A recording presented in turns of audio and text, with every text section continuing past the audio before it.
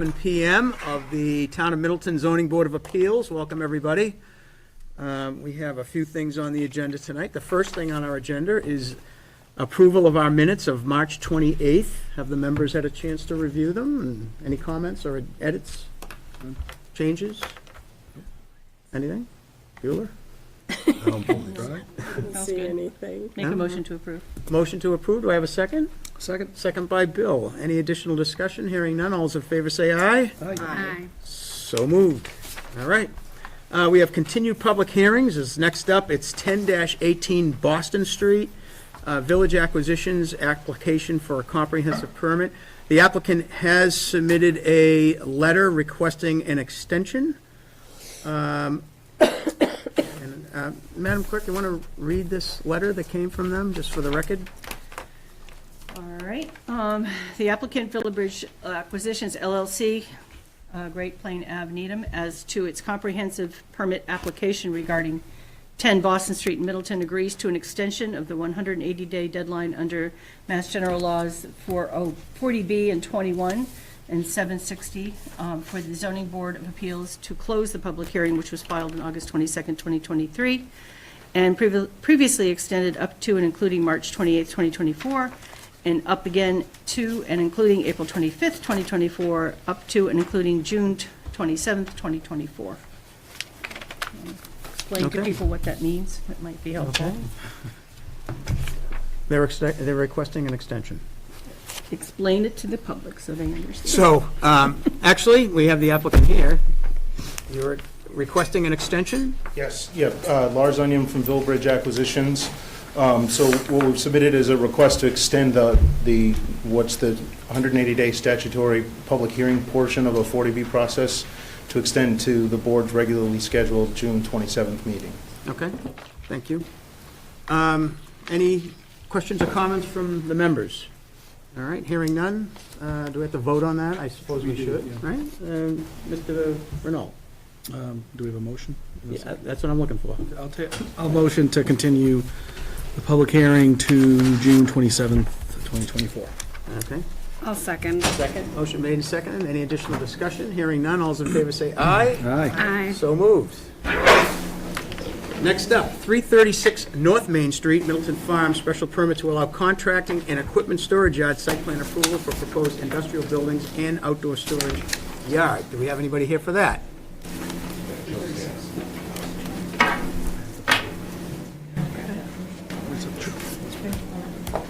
Over first. Yep. She's not going to be out here. I think you're good. This was the extension. Motion on this? Okay.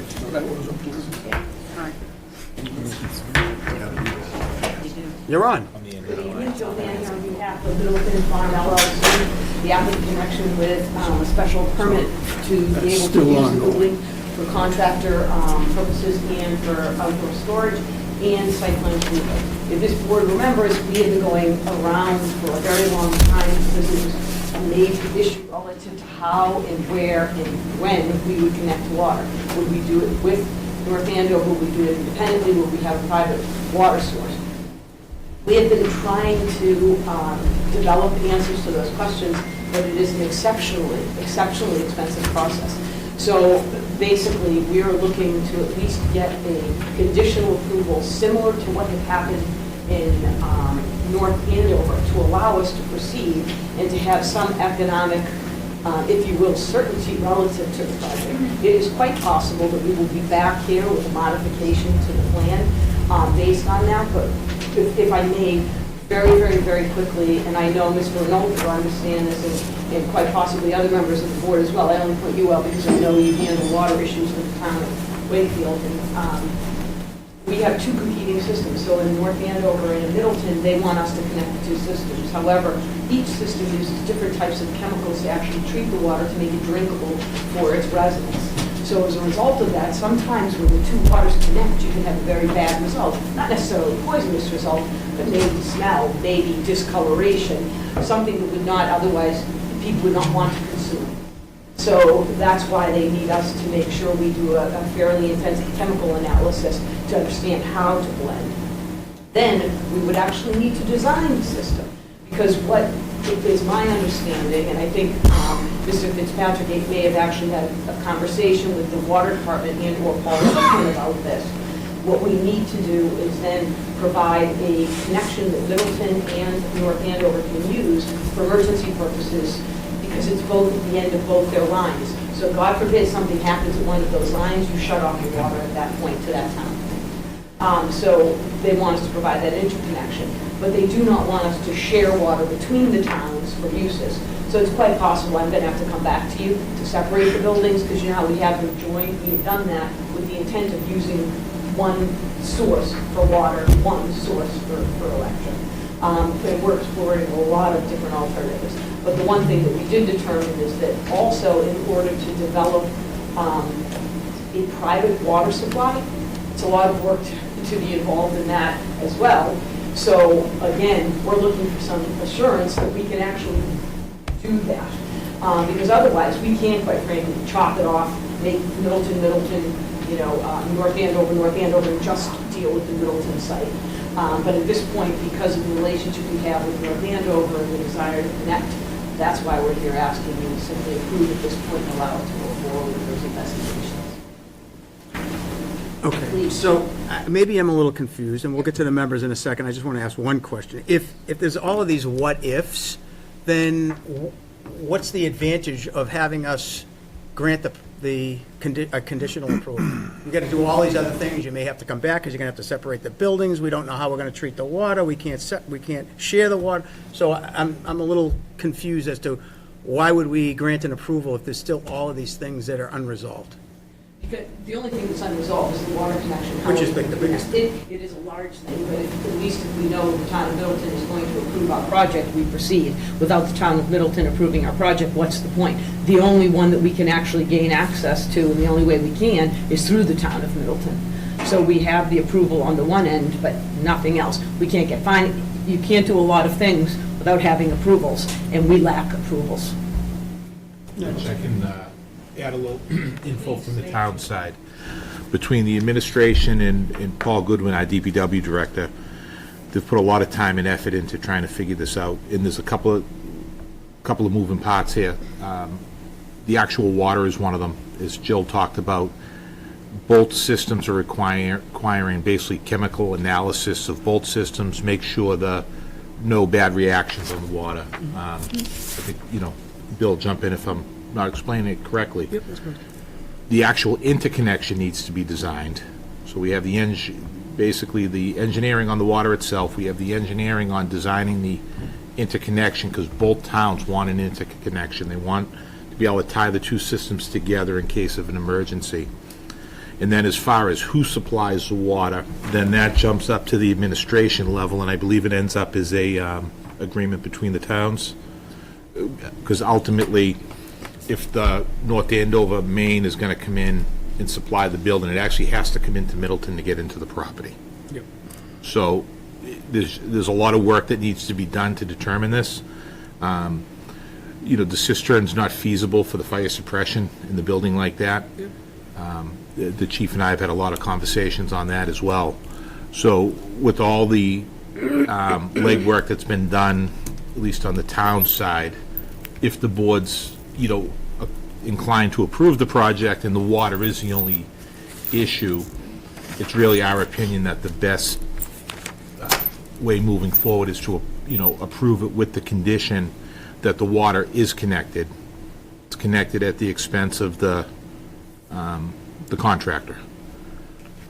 So in other words, Will we be looking to condition the interconnection too? yes. Okay.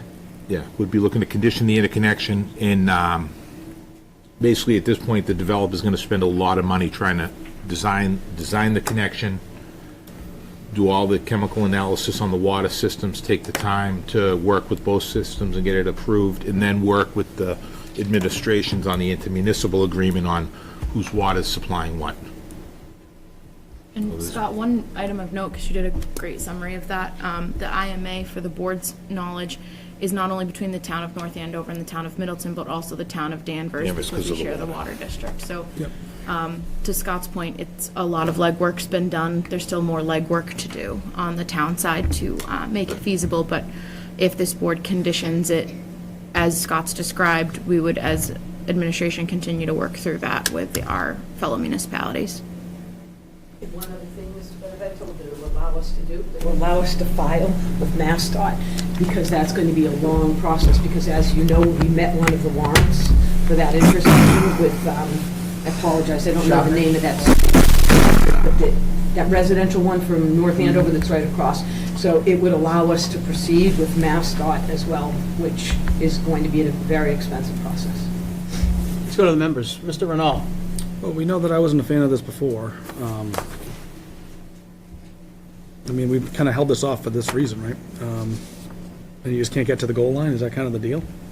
I mean, we don't have example conditions here, right? So you're just looking to close and maybe issue it at the next meeting?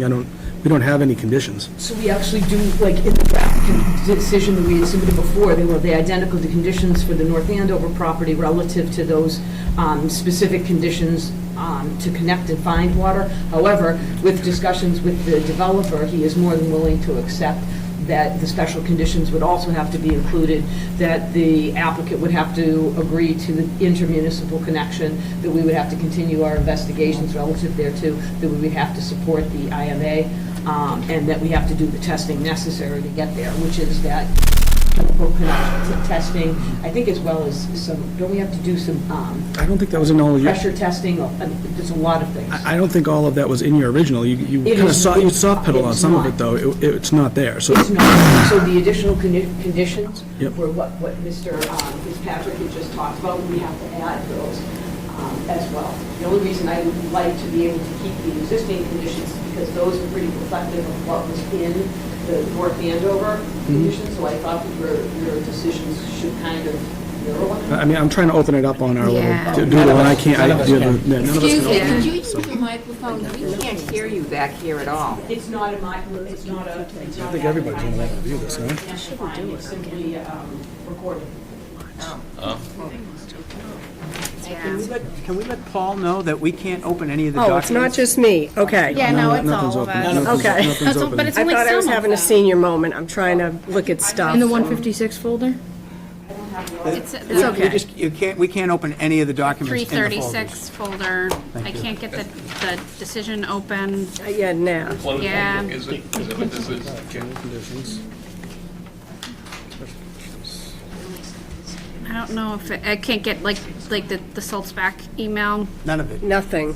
Couple things Oh, open and some of yeah. the, but nothing is opening. It says couldn't preview file. You may be offline or with limited connectivity. Try downloading instead. Yeah, it wouldn't let me I noticed download that either. I tried to download Yeah, I too, did but that too. doesn't work The either. Wi-Fi that we're on Yeah, is for Tri-Town for instance. staff, Which is what we're Sometimes supposed to try be on now.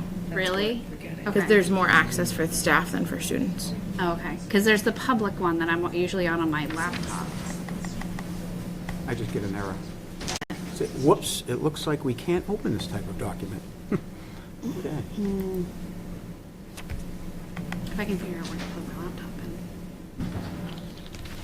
Just glad that's not me. This is usually me. Well, we're Yeah, still some talking, things the open. conditions are still talking about the well and cistern configuration. I can, if you can't get it, I can put it up. This is just what we're doing, that I can't get to it either. You don't think I could either, then? Well, if you have it on your computer. I have it on my computer, the decision, so I I can got put no it up. idea. This, In the meantime, yeah. This is the. What happens if we switch to Tri-Town Public? I could open them at home. Everything was fine at home. Yes, but I can help you if you need me to. Can I make a suggestion? Please. fire away. With all these moving parts involved here, Yep. I 100% agree with all of your concerns. Yep. That we should engage with town council to review the conditions to make sure they reflect what the town is requiring them to do, and then present those special conditions at the next meeting for a vote. Because I think we, at this point, if the conditions can be crafted in a way that, you know, the town and council can agree to, I think we've worked out most of the other stuff. I would agree. But I'm not ready to just, like, winging a prayer on these, like, Thank you I'm for not trying. comfortable without town council reviewing these, and Yeah, it's kind of beyond our, and frankly, giving Scott an opportunity to make sure that after that, that it matches what he's looking to enforce on. I am 100% in agreement. Yeah. Yeah, if we had it before and I got to review it, I might feel comfortable saying something, but, I mean, I agree, council should be looking at this too. Did he fix it? no, he says it can't be. Nothing can open. With the, I mean, I think we're all on board, it's just, we want the language to be accurate and to reflect the agreements of the parties and everything, so that there's no So- issues down the line. Absolutely, I can add those conditions. I wanted to come here tonight to find out if the board is receptive and if I should. I just presented, that other decision that's been, going around for months and months, but I did not update the decisions because I wasn't 100% sure of what I should do. But if I'm getting direction to follow exactly what Mr. Fitzpatrick just said, I'll update the decision, then I'll send it to Ms. Bresnahan, and then she can be Do able to that every send time it you to say Attorney Ms. General. Bresnahan, you're going to keep making that sound? No, I'm trying to fix the Google. The provisions of that decision need to be solid. We need to make sure that we're all on board, that council has looked at it. I would agree with my colleague here. There are things that, this project could go south if you if you can't meet these conditions, particularly relative to the water. I Oh, mean, it the other does. stuff is. It does. This intertown project goes south completely. If I can't do this connection, there, I have to If have we're it. conditioning it that way, I have a better, I'm more comfortable, let's put it that way. Yep, Let's just, understood. I'd like to see just the town's comments Yeah. and then a draft and just absorb it, if we can get that. And Jay needs to look at it. And Jay, yep, and Jay to look at it. Absolutely. So I would encourage that to be done before, like, 2 weeks before the meeting, probably, just. The I'm decision. just saying, our usual is 7 days, so if we could do 2 weeks to give everyone time to look at If you it. can send it to me tomorrow, I can send it to Jay, just with town meeting coming up too, the sooner we can get it to him, the better. Tomorrow you'll have it. Tomorrow you'll have it. that And I sounds just, Mr. Fitzpatrick, I might just have to have a quick conversation with you just to make sure I have all the proper conditions, and then I'll insert and we'll go. And also, if you're set with Scott, he can get it to Jay tomorrow as well. You don't need me. Oh, okay, that's good. Okay, CC me. so we're going to continue this. Is there anyone here from the public that has any question or comment on this? This will be continued. Could you speak up at least if you don't have amplifying microphones, because it's very difficult. I always get scolded because I'm too loud. That is accurate. You're not. In any case, this matter is going to be continued to our next meeting. They're going to be developing some conditions right now. The conditions are not complete enough for us to make a decision on this, so that's what's going to happen. Okay? Move to continue. Move to continue. Do I have a second? Second it. Seconded by Mr. Renault. Any additional discussion? Hearing none, all those in favor say aye. Aye. Any opposed? Okay, thank you. All right. Next up, It is continued until the May 23rd. May 23rd meeting. May 23rd. Okay.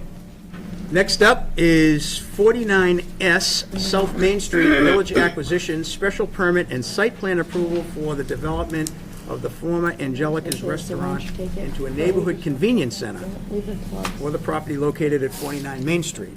Do we have anybody here? Yes, hi.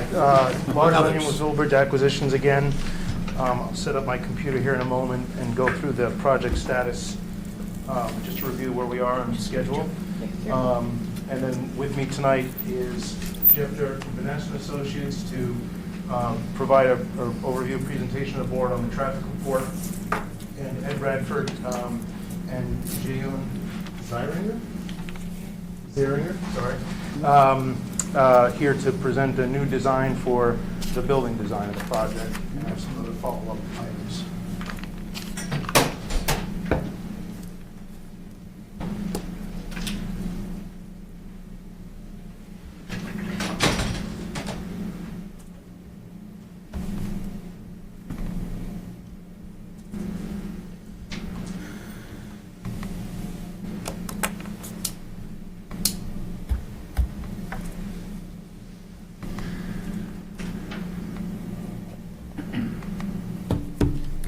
Mr. Chair, while we're waiting, it appears only that last project was having, I'm able to access the files in every other I can get category. into the others, yeah. Yes. So we'll get you a new file for 336. PDF seemed to be opening okay. It was the Word files and the Excel files. I was getting Oh, I enough. couldn't even get I was the getting I nothing, couldn't so. get get nothing anything. open. We'll get that resolved. Get this guy open. Okay. Sorry, Jackie. Okay. No worries. Presented on the board here is just reviewing the schedule. Again, we filed the application in February. We met with the department heads in March, the Industrial Design, Commercial Design Review Committee. We had a first hearing with this board in March 28th.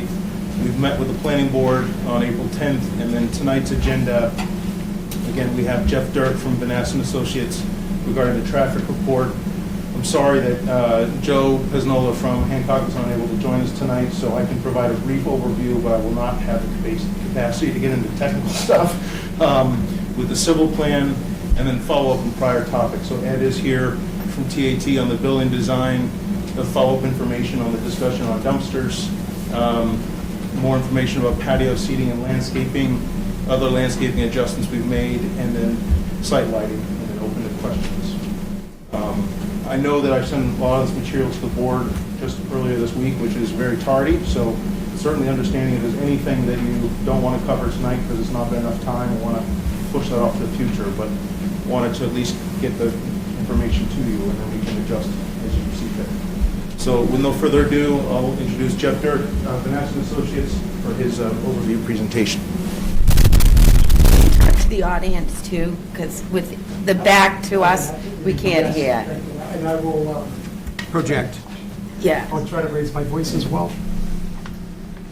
So good evening, while Lars sets up the presentation. For the record, my name is Jeffrey Dirk. I'm the managing partner with Vanessa Associates, and have had the pleasure to present in front of this board on the residential component of the project. So tonight, we're going to discuss the, you can go to the next slide, Lars, please. The commercial project. As I get into the presentation, a lot of this is going to be information that you've heard before. And one of the reasons for that, as you might recall, is as we undertook the analysis for the residential project, it was very critical that we presented an understanding of what the impacts of the combined project essentially are. So as we went through that effort, we essentially resulted in the transportation assessment that we're presenting tonight for the commercial piece, although as you're looking at it, it's the commercial and the residential. So the mitigation package is exactly the same that's been presented to you for the 10 Boston Street project. Also, we were subject to review under the Massachusetts Environmental Policy Act. That was advantageous for both ourselves as well as some information for the board, because as a result of that, not only did we have the benefit of the peer review that the town undertook through TEC, the Massachusetts Department of Transportation was also engaged through the MEPA process to evaluate the transportation assessment. And I think importantly, to look at the improvements that we have recommended and proposed and discussed with the board and provide some feedback. The nice thing as you look at the comment letter is that they are in line with what we've recommended and what we've discussed with the board. I would also offer that in addition to those recommendations, what we stressed is that the applicant and us as their transportation consultant work with the board and work with the town to come up with a comprehensive plan to deal with the traffic flow and safety in the center of town. So I think it's good to kind of have that validation, and it's consistent with the validation of the discussions that we've had with the board as well.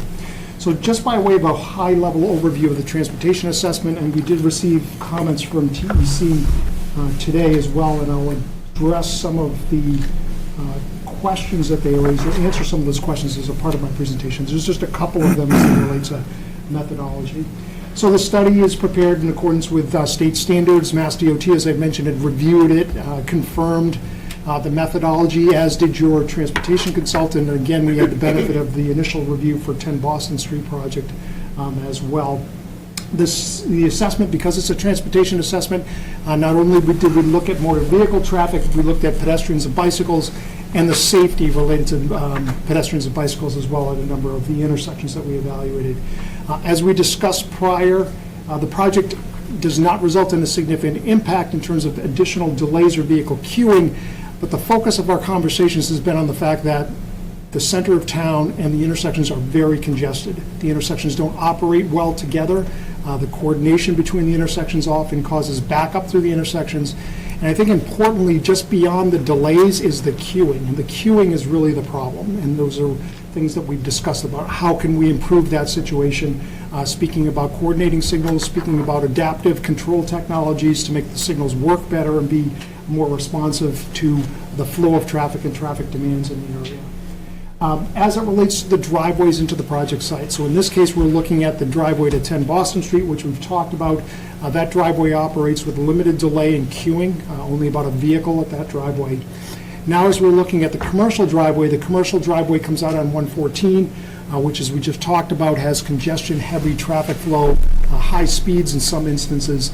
So as it relates to 114, the commercial driveway experiences delay just like any other driveway or side street along the corridor. That delay is confined to our driveway, so what that means is if you're trying to get out of the project site, you will experience delays, particularly if you're trying to make a left-hand turn. So that's going to result in some queuing within the site. And as we talk about the site plan, one of the things that we've done, because we have a single driveway coming out onto 114, that driveway is as far away from the Boston Street signal as we can move it to get it outside of the queue. That also allows us to develop a left turn lane to come into the site. But as it relates to that driveway itself, within the site, what you'll see is we've provided do not block pavement markings to maintain traffic flow within the site. So we've recognized the queuing and we've designed the site plan so that it can operate even with some residual queuing on the driveway itself. As I mentioned, we did look at whether or not a left turn lane is required on 114 to turn left into our driveway. That left turn demand is sufficient so that a left turn lane is required. We propose to construct a left turn lane at that driveway. One of the questions that your consultant had is there an opportunity to extend that left turn lane so that there might be some benefit up at the Boston Street signal as well? So we'll be responding to that. That is not something that we've looked at. However, the pavement within the area may allow us for some opportunity for some restriping. Potentially, there could be a little bit of widening if needed there to possibly get a three-lane approach as you're heading northbound to allow us to have a left turn lane to go on Boston Street. So that's just one of the things that they had asked us to look at as a part of our evaluation. Independent of the project, the Maple Street intersection, just to the north of Boston Street, that's a high crash location. We've spoken about that. We've committed to conducting a road safety audit at that intersection. The Department of Transportation has made it clear to us they want the road safety audit done before they issue an access permit for the project. The reason for that is that when they do issue a permit, it needs to encompass all of the recommendations from the road safety audit and those specific recommendations that we're going to be undertaking as a part of the project. So that's something that we're undertaking. They're actually starting to work toward now that we have the comment letter from DOT so that we'll be able to have that in advance of applying for an access permit. Lastly, lines of sight at the driveway. Boston Street driveway meets all of the sight line requirements for safety based on the measured speed of traffic. We've undertaken the same analysis for Route 114. The only difference in the analysis is if you're making a left-hand turn on Route 114 to continue northbound, you have to cross two travel lanes potentially. So our analysis relates to the longer distance that's required to cross the additional travel lanes if you're trying to make the left-hand turn coming out of the driveway. I know you're all very familiar with that site, so at least as it relates to 114, relatively flat and level, so there's no sight distance impediments right now. We have in the parking lot that's there now, there's nothing that blocks your sight line, so the sight lines are very agreeable at that location and exceed what's required. Next slide, Mars. Actually, go to the next slide. I'll skip this one. So as I mentioned, we evaluated the entirety of the project site. So there's 3 lots that are associated with the project. There's one lot where there's a single-family home that will remain. The next lot, as we're traveling along Boston Street towards 114, is where the multifamily residential will be built. And then the last lot on the corner of 114 Boston Street is the subject of this commercial development that's going to take place. In terms of the study area, it's consistent with the way we looked at for the 10 Boston Street project. However, because we are generating more traffic and looking at the combined project, the study area has been expanded to one intersection to the north, so we're extending up to the 4th Street intersection where the signal is at that location. And then heading to the west of the project site, we've included 2 additional intersections, or 3 intersections actually, to the west. So the Elm Street, Flint Street, and River Street intersections were included in the study area. What that allows us to do is make sure that we consisted, or the study area encompasses all intersections where traffic volumes will increase by 5% or more as a result of the project, or where the project will add 100 or more vehicle trips. So that study area encompasses all of that. Again, your review consultant has looked at that and affirmed it. Mass DOT has done the same thing. It has said that this study area meets their requirements as well. What I pointed out on the slide before, and I'll point it out again, is what we're also showing is we're doing a transportation assessment. So this shows where there are sidewalks and where there are crosswalks. So if you look at the slide where you see the dashed orange lines, that's where there are existing sidewalks. Where there are any blue lines, that's where there are crosswalks. As we had discussed with the board previously, as you look at where the site is located on the corner of Boston Street and 114, what's apparent and missing is a sidewalk along the project side of Boston Street. The site, other than that, is surrounded by sidewalks. There is one on 114, but there's the lack of sidewalk or pedestrian connectivity, essentially extending from the church to the west of the site to the Boston Street intersection. So there is some discussion both from the Department of Transportation as well as in our commitments about how connectivity might be able to take place along the project side, with ideally linking ourselves to the traffic signal that's at the Town Hall intersection, so that at that location, we have a signalized crossing with the ability to have push buttons and cross the approaches there. So that provides that connectivity and linkage of the project to get to the existing sidewalk infrastructure that's in the area itself. So all of the intersections, we conducted traffic counts at those intersections. Those traffic counts were done in May of 2022. The traffic counts did not require a seasonal adjustment because May is considered to be an above-average condition. We're required, as you know, to look at average month conditions. May traffic volumes, or traffic volumes in the month of May, are about 7 to 12% above average. Also, what we did not do in the study that we had done in the study for 10 Boston Street, and this was a question from your review consultant, when we conducted the traffic study for 10 Boston Street, it was prior to the issuance of the Mass DOT directive that said any traffic counts that were done in March 22 or later do not require a COVID adjustment. Prior to that, we were applying COVID adjustments to intersections to try to adjust numbers to reflect pre-COVID conditions, so that has gone away. The 10 Boston Street traffic study didn't include a seasonal adjustment, but it did include a COVID adjustment. When we undertook this analysis, there were a couple of things that we had done. No seasonal adjustment.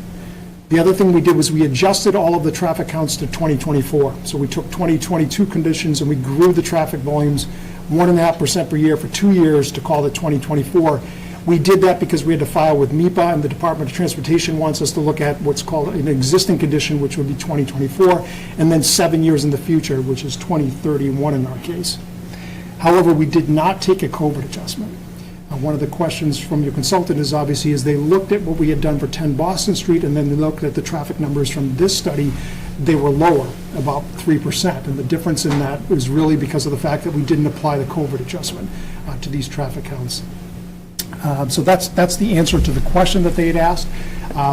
What I would say is Mass DOT, one of the reasons why they eliminated the COVID adjustment requirements is because what we're finding is that the traffic volumes were being inflated to a point where traffic signals in some cases were being warranted based on the projections, and they actually were not warranted when we looked at actual conditions. So they eliminated the requirement for the COVID adjustment and basically said if you're not in an area where there's a predominant office use, they don't want you adjusting the numbers other than seasonality. So we undertook that approach, which is consistent with what Mass DOT required, and they confirmed that as a part of their review as well. The other thing I would mention is that as we're talking about the congested conditions in the area, those conditions still exist even without the COVID adjustment. But I think as we're looking at potential improvement measures and what the benefit of those improvement measures may be, what we don't want to do is inflate volumes to the point where they're not realistic, and then try to look at how can we mitigate those unrealistic conditions. It doesn't mean that mitigation is not required, but I think what it does prove out is some of the improvements that we're talking about is that they are beneficial, because we're not dealing with conditions that are so oversaturated that there's no way to address those through simple things that we're talking about, retiming signals, adaptive signal control technologies, things like that. When we're looking at realistic traffic volumes, we can actually show the benefit of what those improvements may be. And this study does have the opportunity to prove out some of the things that we've been talking about. Next slide, Lars.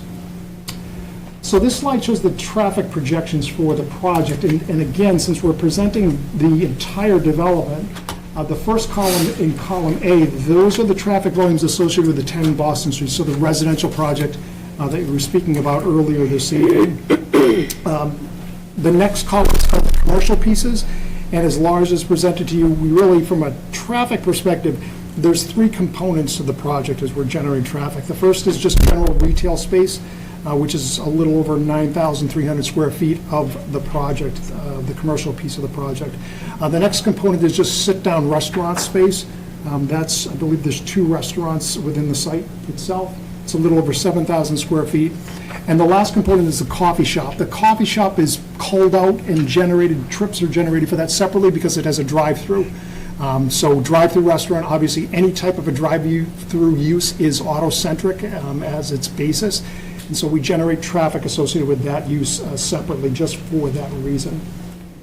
The next 2 columns, the column E, I guess it's on the chart here, is the total unadjusted traffic volumes. The next column is the pass-by trips, and those of you that are familiar with transportation analysis, or just the way retail and coffee shops in particular function, there's a certain portion of that traffic that's derived from the adjacent traffic stream. Gas stations, coffee shops want to be on busy roadways because they're going to capture their customers from people that are driving by the site, and they'll drive in, get a cup of coffee, and then continue on to their destination. Those type of trips are what we call pass-by trips. They're on the road independent of whether we build this project or not, and so it's not net new traffic added as a result of the project. An important distinction is it is net new traffic at the driveway. So all of the turning movements that exist at the driveway are all new because the site doesn't exist. So as we're looking at how the project impacts traffic flow, pass-by trips are in that analysis because they're not left turns going off of 114 into the site or coming out of the site. So they impact traffic flow, so we do look at that. But as you get away from the project site, we look at the net new trips, and that's what's in the last column. So the large number at the top, which is 1,762, that's the net new traffic that will result from the project over a 24-hour basis, includes 10 Boston Street as well. And that's two-way traffic, half in, half out over the daily operation of the project. The next 3 numbers that you see reading down the far right column, 175 vehicle trips is the amount of traffic we're expecting will be produced net new during the morning peak hour. Again, a portion, majority of it going in. Smaller amount going in, most of it going out. Because we have the commercial piece, it's kind of the flip of the retail piece. Most of it's going in the morning as it relates to the commercial piece, and a lot of that is the coffee shop related traffic. During the evening peak hour, so 1 hour in the evening, we're predicting 176 net new vehicle trips for both components of the project. And then the last number, 240, that's the net new traffic on a Saturday that will result from the project. Next slide, Lars. So once we've estimated the volume and trip activity that will be associated with the project, we distribute it out to the study area roadways and intersections.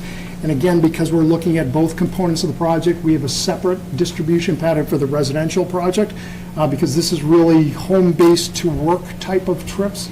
And so the trip distribution is really looking at, if you're a resident of the town, where do you go to work and what is the quickest way or travel route to get to those employment centers. And so that's how this trip distribution is developed. You can see it's very dispersed in terms of the orientation of the traffic. Most of the traffic, as would be expected, is oriented to and from Route 114. The rest of it is distributed throughout the rest of the roadway network. But I think the point in looking at this is concentrated traffic at the site, but when you get away from the site, the numbers start to get smaller and smaller. So although we're starting with somewhere between 175 and 240 peak hour trips, once you get away from the site, those numbers start to get smaller and smaller. Next slide. Oh, I'm back. Unless I skip the slide. Okay. But can we just go back to that slide, though, if I may? Sure. Just because the information's on the screen, and it'd be helpful, I think, to explain it. So up there, you've got taking 100% of the added trips and distributing it. Correct. This is net new, I should say. Net new, which is about 1,700 new trips a day. A day, yes. So there's like 400 going up, 400 more trips going north on 114 and 400 more trips going on. Roughly, yes, over a 24-hour basis. Yeah, that's a good way to look at it. To put that in context as well, 114, the south of Boston Street is about 23,000 vehicles per day. As you head north of the Lake Street intersection, it's closer to about 20,000. It's a slight reduction because some of the traffic peels off on 62 and heads. So about 23,000 going south and 20,000 going north. And this Exactly. will add about 400 each Roughly way. to that number, yes, in both directions, that's correct. Okay. Thank you. While we're asking a question, Jeff, I have a quick one too, just for clarification. B, C, and D on the pass-by trips are just based on B, C, and D in your calculation, right? Correct. It's not the residential. It's not the residential, yes, it's only the commercial components of the project. The other thing to mention on those numbers is as you know, Mass DOT limits us to, you can use the lesser of either 15% of the traffic going by your site or the ITE published values. So that, we looked at both of those and used the lower of those values. The most dramatic of which is the coffee shop, because the coffee shop in the morning, about 89% or so of the trips are passed by, but we can't use 89%. So that number is actually limited in this case. I think we held it at no more than 50% of the trips, which even your consultant had said that's overly conservative, but we're required to keep that number in bounds of no more than 15% going by the site or the ITE value, whichever's lower. So thank you for the question. Jeff, one question while we're asking questions. So these are all new trips, assuming Angelica's isn't there. Correct. Right, so that's a big distinction. It is. Right, so if that was to just be rebuilt or reconstructed, what would we have for trips there? Do you have that number off the top of your head? One of the reasons, as you know, that we do not take a reduction for it is the state says that we can't. Based on how much time has lapsed since it closed. Exactly. So if you looked at Angelica's restaurant in operation compared to the project, and this includes the 10 Boston Street, you'd actually have a reduction in traffic on a daily basis by about 378 vehicle trips. Not sure I necessarily buy that much of a reduction, but let's say it's comparable. That seems pretty high. Yeah. But pretty low, I should say. The peak hour numbers, you'd have about an increase of about 14 vehicles during the morning peak hour. Yep. 6 vehicles during the evening peak hour. Saturday was an increase of about 90 vehicles. So Angelica's would be generating that. this is the net change over The the net site, change, right, For the as a result of use. the project. But And just to be clear, and I'm sorry, I want to make sure I understand this. Angelica's would generate more traffic than what our proposal is. no, No. No, your Angelica's is here. So yours is up here, but we don't have to, we're not looking just at this whole big one, we're looking at how Angelica's was compared to you. So he's saying the gap is still like 300 per trip, per day. Yeah, no, I know what you're saying, Lars, so as it relates to the commercial piece, take out the residential piece, it's probably going to be comparable or reduction. If you add in the project inclusive of the residential, you arrive at these numbers. If you look at the commercial commercial development in isolation, then it's probably going to be comparable to or a reduction. The reason the numbers are slightly higher is because Angelica's, as an example, in the morning peak hour, not really generating a lot of traffic, but you have the residential piece of 10 Boston Street, which is generating traffic that is resulting in an increase in traffic, really is what's happening. So as I'm looking at the numbers, it's a slight increase over Angelica's as you look at the entirety of the project, inclusive of the multifamily. Or what that use could be, because I mean, I think everyone's going to understand that Angelica's wasn't being used in the peak morning, right? I mean, everybody understands that, so, right, okay. But that's what could go back there. Right, and I think Just so that's- everybody understands that. Yeah, and that's a good question for context, and it's also why the morning number being negative doesn't really make a lot of sense. That's what I'm Or, saying, sorry, yeah. the daily number, because of the fact that you don't have a lot of morning traffic versus what's going to go there, so there's an anomaly happening with the numbers that are there. And that's also why we don't use this for the analysis, we just don't take credit for Angelica's at all. Sorry, Lars. So as we've gone through our analysis and looking at the project itself, I think you can go to the next slide. As we've assessed the impacts of the project, as I mentioned, we didn't show that there was any significant impact. What we showed in terms of impacts, if you're looking at the conditions that exist out there today, is that what we saw was delays will continue if nothing is done out there. Queuing will continue. What will happen as a result of the addition of the project's traffic is you would see queuing increase by about 7 vehicles if you did nothing over what's out there today. And the conditions that are out there today have queues extending somewhere between 20 to 30 vehicles on some of the approaches. So that's, if you don't do anything, you'd have 7 vehicles added to some of those conditions that are there. So as a result of those conditions, we've discussed with the board a series of improvements. The first set of recommendations we have are dealing with the site plan itself. There's a few new things that come into play as we look at the commercial piece, driveways being 24 feet in width, standard things that we would look at for both the multifamily as well as the commercial component. But as we're looking at the commercial component, we have a drive-through facility, so we need to make sure that we have appropriate signs, one-way, do not enter, as they relate to that facility. We want to make sure as vehicles are exiting, and again, related to the site plan. As you look at where the drive-through lane comes out, it comes out where the driveway comes in from 114, so we want vehicles stopped as they're exiting to give priority flow to vehicles that are trying to exit the project site.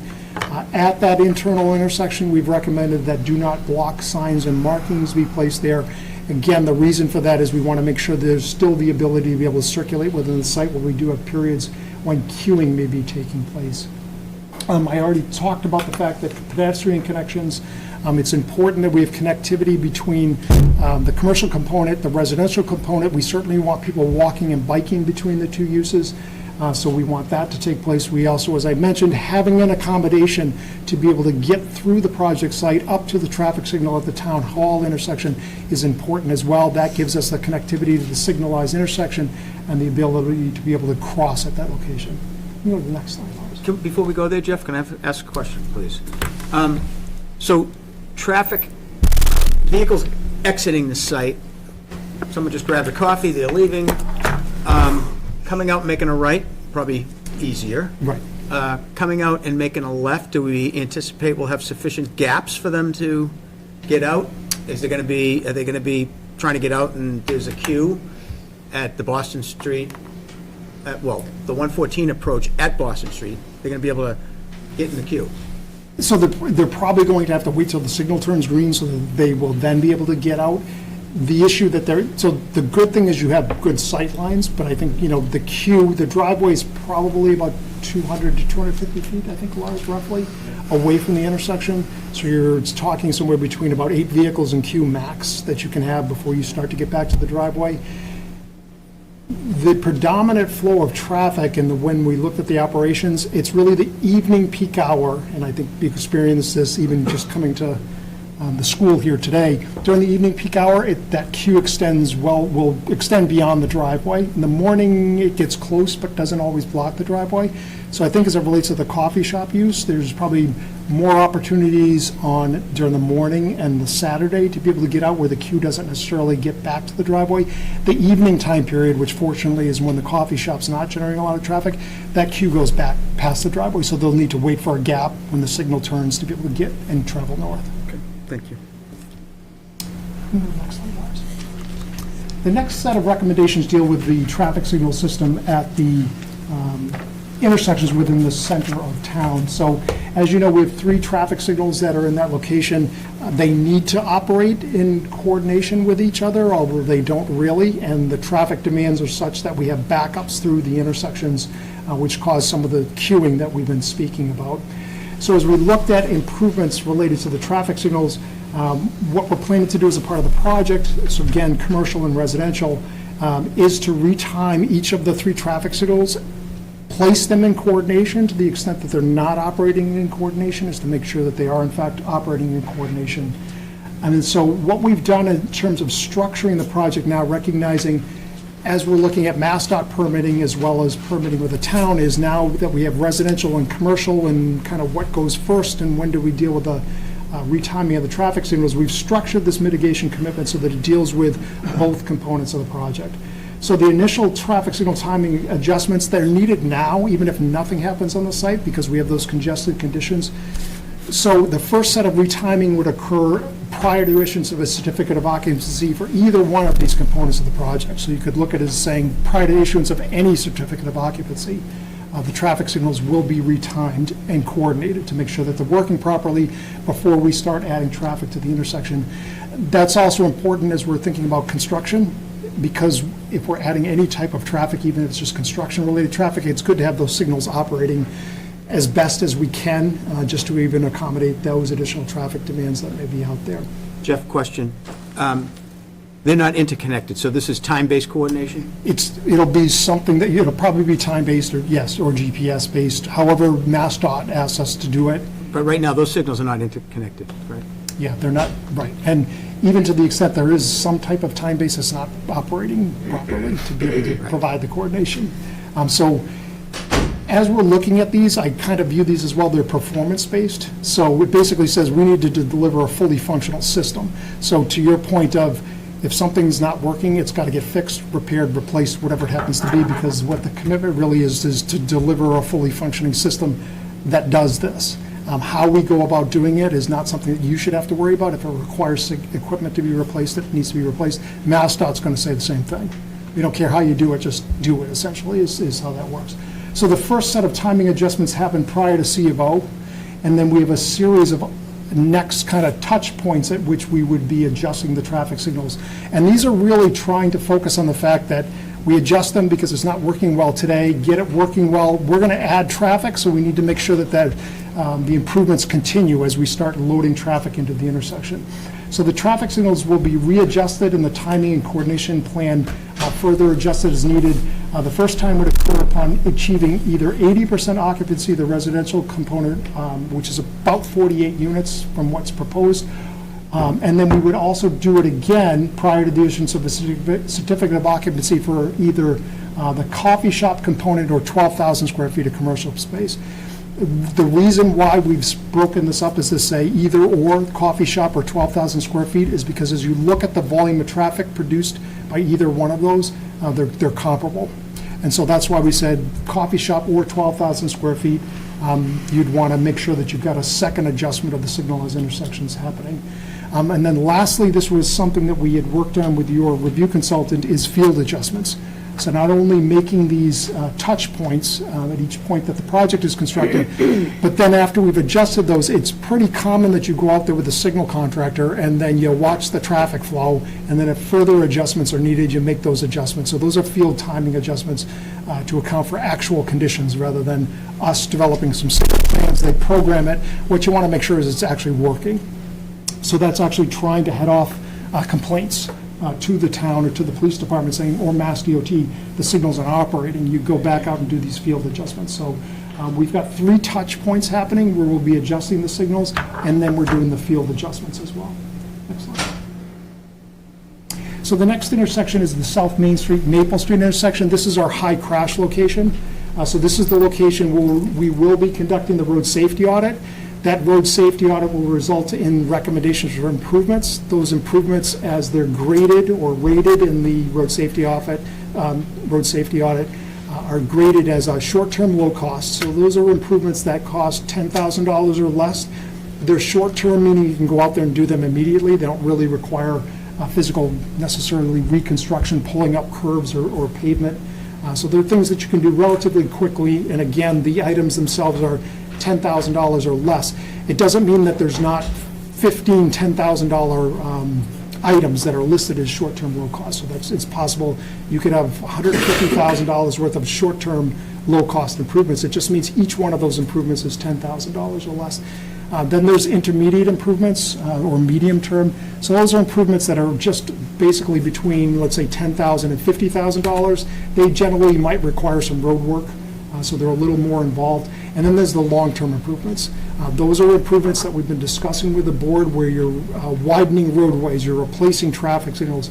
They're more invasive or intensive level of improvements. Those are also recommended as a part of it. So we're going to conduct the road safety audit. As I mentioned, Mass DOT has made it clear that needs to be done prior to us obtaining an access permit or actually applying for it. So we're undertaking that, or will be undertaking that shortly. Then we will, and have committed to doing not only the signal retiming, as we're looking at retiming, the safety increments that we look at for the retiming is the yellow and all red clearance intervals at the signal, and the pedestrian crossing time. So we'll be looking at those safety elements. We're going to do that anyways when we retime the traffic signals, but we want to point out that that will be a focus at each of the intersections. So safety of pedestrians and bicycles, and then motor vehicles passing through the intersections themselves. Jeff, are the pedestrian phases concurrent? Are they exclusive? Do you know?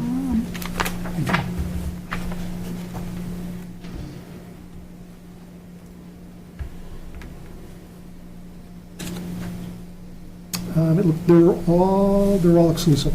They're what? They're all exclusive. That's part of the problem. Yes. So, one of the things, again, is we're discussing with the board, the improvements is whether we end up with, if we can do concurrent with the leading pedestrian interval, something like that, I think is something that we can look into with the signals to see if there's some benefit to trying to have some of the movements operate concurrently, but give that leading pedestrian interval to give the pedestrians a chance to get out into the intersection and start crossing before we bring up the phase. So that, I think that's something we can look at. It'll give us some additional time to the signals themselves. So if we can do that safely, that's something that we consider for location. And then we've committed to designing and constructing the short-term, low-cost improvements. One of the comments that your consultant had, and again, this goes with the discussions we've been having with the board, is looking at whether it's worthwhile for a financial contribution to be made to the town to look at implementing the short-term, low-cost, but looking at it kind of more holistically to see if there's a way to get more improvements done at the intersection through a financial contribution. So I know that's in their review letter that we'll be looking at as well. And I know we've been having those discussions with the board about it, what is the best way to approach getting the biggest bang for the buck for these intersections here. So I think that's something that your consultant had raised as well, just to continue that dialogue with the town. Last slide, Lars. So just before we get to that last slide, so the third intersection, I'm presuming some of the recommendations may be specific to each one of those three intersections, but the timing adjustments also include that third intersection? It does, yes. And one of the reasons, as you know, is so some of what we've been talking about really with the Maple Street and Boston Street is kind of the movement from west and making that jog, the Z move. Right. The same thing happens in the southbound direction. And so the coordination needs to work in such a way that you're not only accommodating, a left and then a quick right, but, coming straight through and then making a left at the intersection, because the Maple Street intersection backing up into the next intersection, because of that left turn movement, which becomes a trap lane, so you don't get. I was just going to say, you get stuck in no man's land. Exactly. So the way the signals operate has to include all three of those intersections to really get good traffic flow in the center of town. The last slide is our transportation demand management measures. So as you recall, as we're talking about the residential piece of the project, we specifically targeted specific measures to deal with inducing residents to use alternative modes of transportation. So to that list, we've also added some commercial pieces specific to the uses that will be in the commercial component of the project. So really what we're talking about is ways, in this case, to induce employees to use alternative modes of transportation. There is not currently public bus service in this area, so we don't have that opportunity of getting people to ride the bus. However, this connectivity of sidewalks is very important to try to get some walking trips to the extent that we can have residents employed at the project. We want to make sure that they can walk there, get to a point where it's safe to bike. I think that's something, as we look at 114 and the congestion, it's not something that a lot of people want to ride a bike out there, but certainly providing some accommodations so that that might happen in the future. As we've been discussing with the board, opportunities for grants through the state, those grants would allow for bicycle accommodations in the area. So we want to make sure our site is designed in such a way that it's going to be able to link into some potential future bicycle connections in the area. So we've added that to some of the recommendations as well. So that concludes my presentation. As it relates to your peer review consultants' comments, there's really nothing from a technical nature related to the traffic study that we need to address, other than asking for some information as to that COVID adjustment and why we took it in why we applied it in one case and didn't apply it in this case. That's the only technical piece. The rest of the comments, as you look at it, are really this discussion about structuring a mitigation package that delivers to the town kind of the biggest bang for the buck, and how our improvements can be coordinated with future long-term improvements in the corridor. So I think it's nothing inconsistent with what we've been talking about all along for 10 Boston Street. Is there someone from TEC here to talk about? No, Mr. Chair, we didn't get their report until this morning, so they'll be coming at your May meeting. Okay, all right, so we'll hear from them. We have their comments, but, okay. Members, questions, comments? My only comment is just that we talked a lot about the adaptive signals and coordinating. So, we talked about the mitigation payment potentially. I mean, I think it's kind of an either or. If we're not getting a grant funds, you guys are also committing to connecting these signals. I think that's what we've been talking about, correct? Just so everyone's aware here of what, because we're having some dialogue on the decision for the other project. So just to make sure that everybody understands that It's not a payment that just goes into a coffer that sits there forever. It's either going to be used directly for this area in the short-term project that happens right off the bat, or we basically have an overhaul of that intersection that's being funded by the state. And in either case, there's still these short-term timing adjustments and coordination and so forth, and field adjustments. Yeah, exactly. Yeah, just so folks know, this isn't a, this traffic is going to get mitigated. That's what we're looking for. My only other comment, do you agree with that? Can you explain that again? Yeah, sure. So as part of the dialogue that we've been having discussions about coordinating the signals so that they all connect and talk to each other.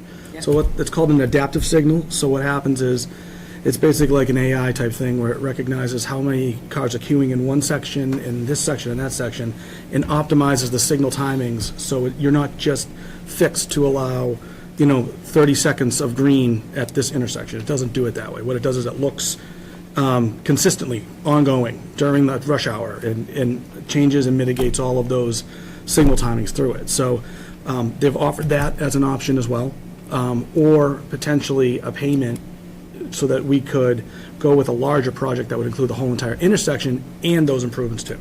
So they would coordinate the better Yep. system Yep. or contribute a financial contribution towards an overhaul of the whole. That would be part of a grant. That we've already, we would know that we've received it, probably by the fall of this year. Otherwise, they would be in the decision in all likelihood that would be laid out on how all that would work and the timings. So that's one piece. I'm just going to go out and say I have a problem with the drive-through. So I'm going to say that. So I think I said this at the earlier meetings. I understand with the traffic generation, we were talking about this on the other project. And we said we wanted to maximize and show worst-case scenario. We don't like worst-case scenario, or at least, and I'll speak upon myself, I'm assuming the members also probably agree on that, but I don't see how that can fit an extra 1,000 cars. We can potentially mitigate and lower that down a lot more. I think that's something we want to try to do. And I don't know what that means in the development and how that works, Lars, on your end, but I'm going to have problems trying to okay that. I can tell you that straight up. Okay. Carol? Yeah, again, the adaptive control. So can somebody just clarify for me? So adaptive controls, is that like under the umbrella of coordinated control? Yeah. So it's a type?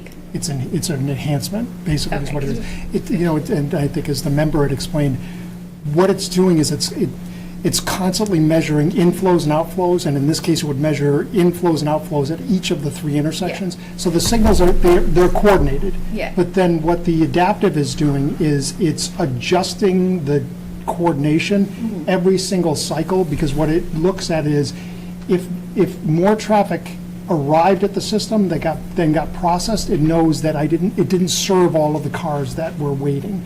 And so then it adjusts itself. So it's constantly adjusting, but the signals operate in coordination. So there's a basic parameter that's always running in the background, so they're always coordinated. All it's really doing is adjusting the signal timing, but keeping the coordination to better It'll serve the just system. cycle length too. Correct. Right? Cycle So- length, all that, yeah. I just didn't see it.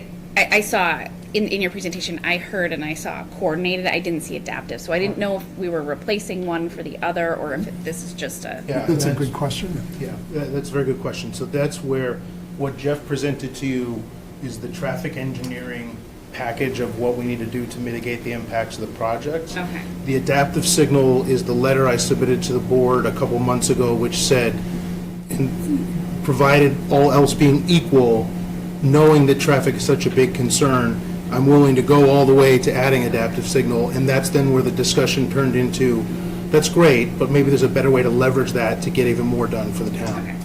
That, That's what the discussions are. Much better way of saying it. yeah, that's what thank you. So part one is just coordinating the signals, just timing adjustments and so on.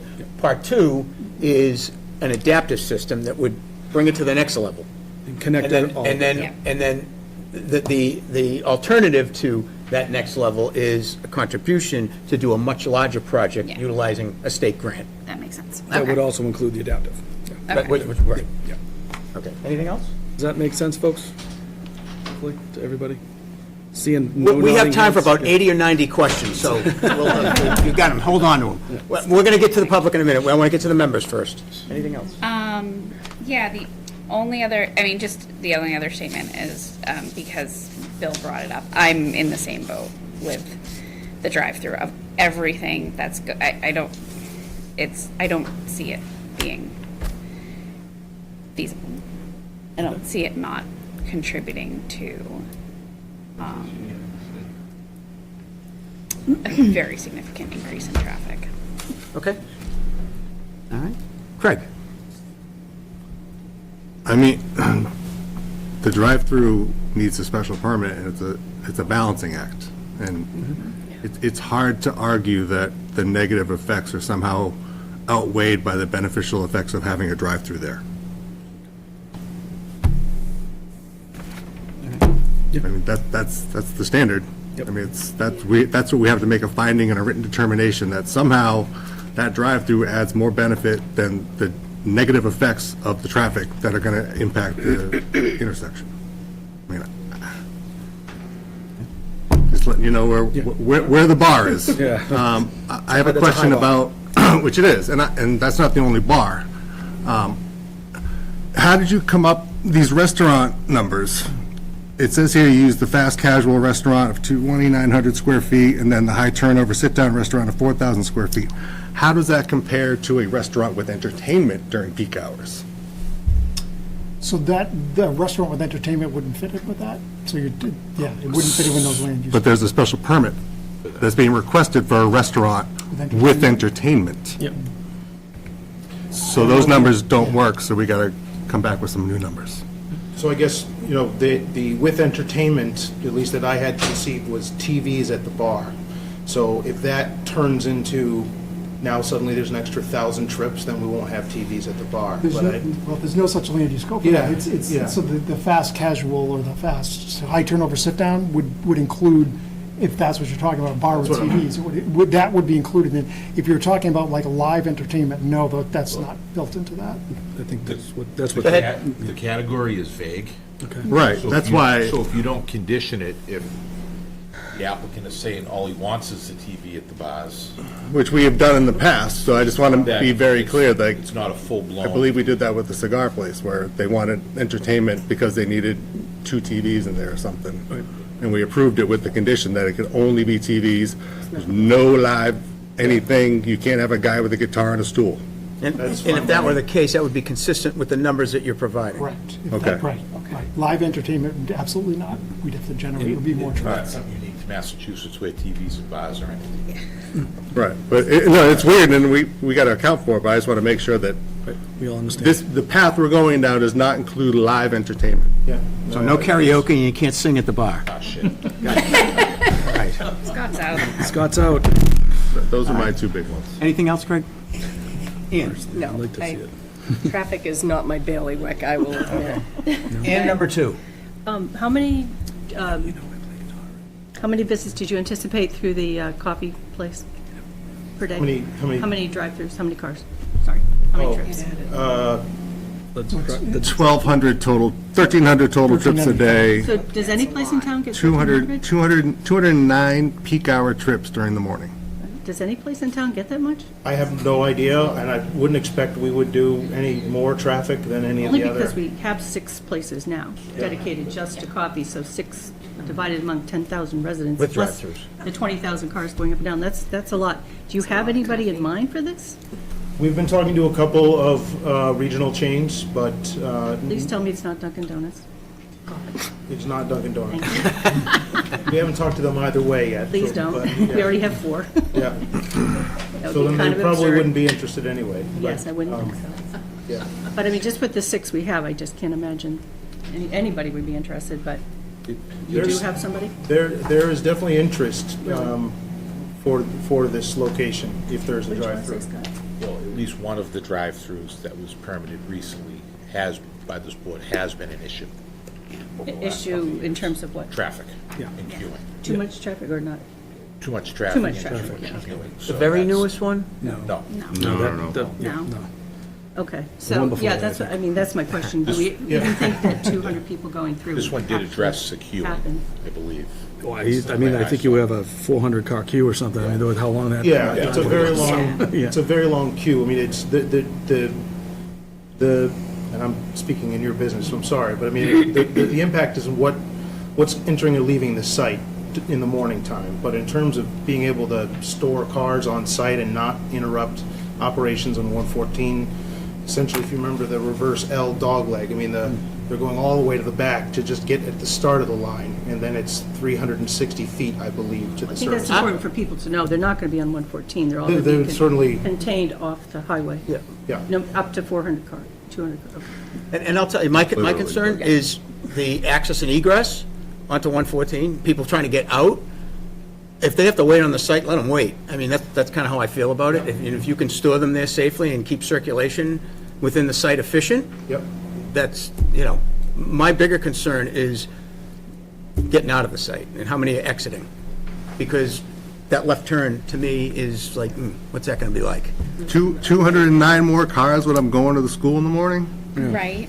Literally, like, But I've not all at walked once. faster than Craig's driven through that. Like, I've literally walked past Craig as he's driving his kids to school. Yeah. not that I'm biased. But I'm just saying. to Ann's point, how many cups of coffee are we serving in town? Yeah. And if you're distributing that over 6 drive-throughs, right? Again, it depends on where they are, I suppose. It certainly weighs against any beneficial impact to the community. Yeah. Just 'cause- Compared to the adverse effects of 209 trips during peak hours in the morning. I mean, it's right there. So I would offer that, coupled with the drive-through special permit and these other special permits that, like the entertainment special permit, the 2-dimensional special permits are specifically to enable the widening of the intersection, to make that possible. So that is essentially part of the benefits to the community, to be able to grant that usable land area for the town to use for that purpose at no cost to the town. Essentially, that's part of the calculus. So keep the land and dump the drive-through. I mean, that's don't know probably if the reaction a lot of people would have. The other element I would just offer again is the traffic study assumes the drive-through is there, that TEC has peer-reviewed, MassDOT has reviewed, and they all seem to be satisfied that the mitigation program we're putting forth mitigates the project, including the drive-through. Notwithstanding your concerns, I'm not saying that they're not valid, but there's been a lot of technical professionals that have looked at this very intensely who feel that the overall package of... That the adverse effects are going to be mitigated, but again, what's the benefit to the community? Yeah. That is the special permit standard. So it's a balancing test. And all of yours is saying that your bad isn't really as bad as it's going to be, but there's nothing beneficial to having a drive-through there. Well, I wouldn't say there's no benefit. But you haven't made an argument what the benefit to the community is. Okay. So, and you don't have to answer it now. This Yeah, is yeah, this is but a I new hear what you're question that I saying. want you to have the opportunity to Sure. answer. Thank you. But that's the question. I What's need the to do that. benefit? Yep. And how does it outweigh what we're saying is a negative effect? Yeah. And you're not saying you're getting rid of the negative effect, you're just making it less negative. So we got to find something to balance this out, otherwise you've already got several no votes here. Plus, I want to have the opportunity to hear from TEC at the next meeting, and I want to review their comments that they sent in today. So, anything else from the members? And we'll go to the public on traffic issues that we just heard. Comprehensive presentation. Name and address if you have a comment or a question relative to traffic. Yes, ma'am, name and address, and speak very loud. Whoa, excuse me. I'm Lois, sorry. A full day of teaching, and this is what happens to my voice. My name is Lois Afro. I live on Rowell Lane in Blue Haven. And thank you for your presentation, but everything you've talked about is the Angelica's property going west. And just feet of the Angelica's property is a 55 and older community. And we have our own issues trying to make left and right turns out of Rowell Lane. And we understand that when we bought into it. But now if you have a driveway there, even people making right turns, now you're asking 55 and older community to have to worry about a constant stream of traffic just making right turns. And the fact that you haven't even mentioned the community that literally abuts to this property is a huge concern. And when you're talking about benefits to the community, we are part of the community. And I think we deserve a lot of consideration. Today's conversation is just about traffic, and obviously there's many other issues.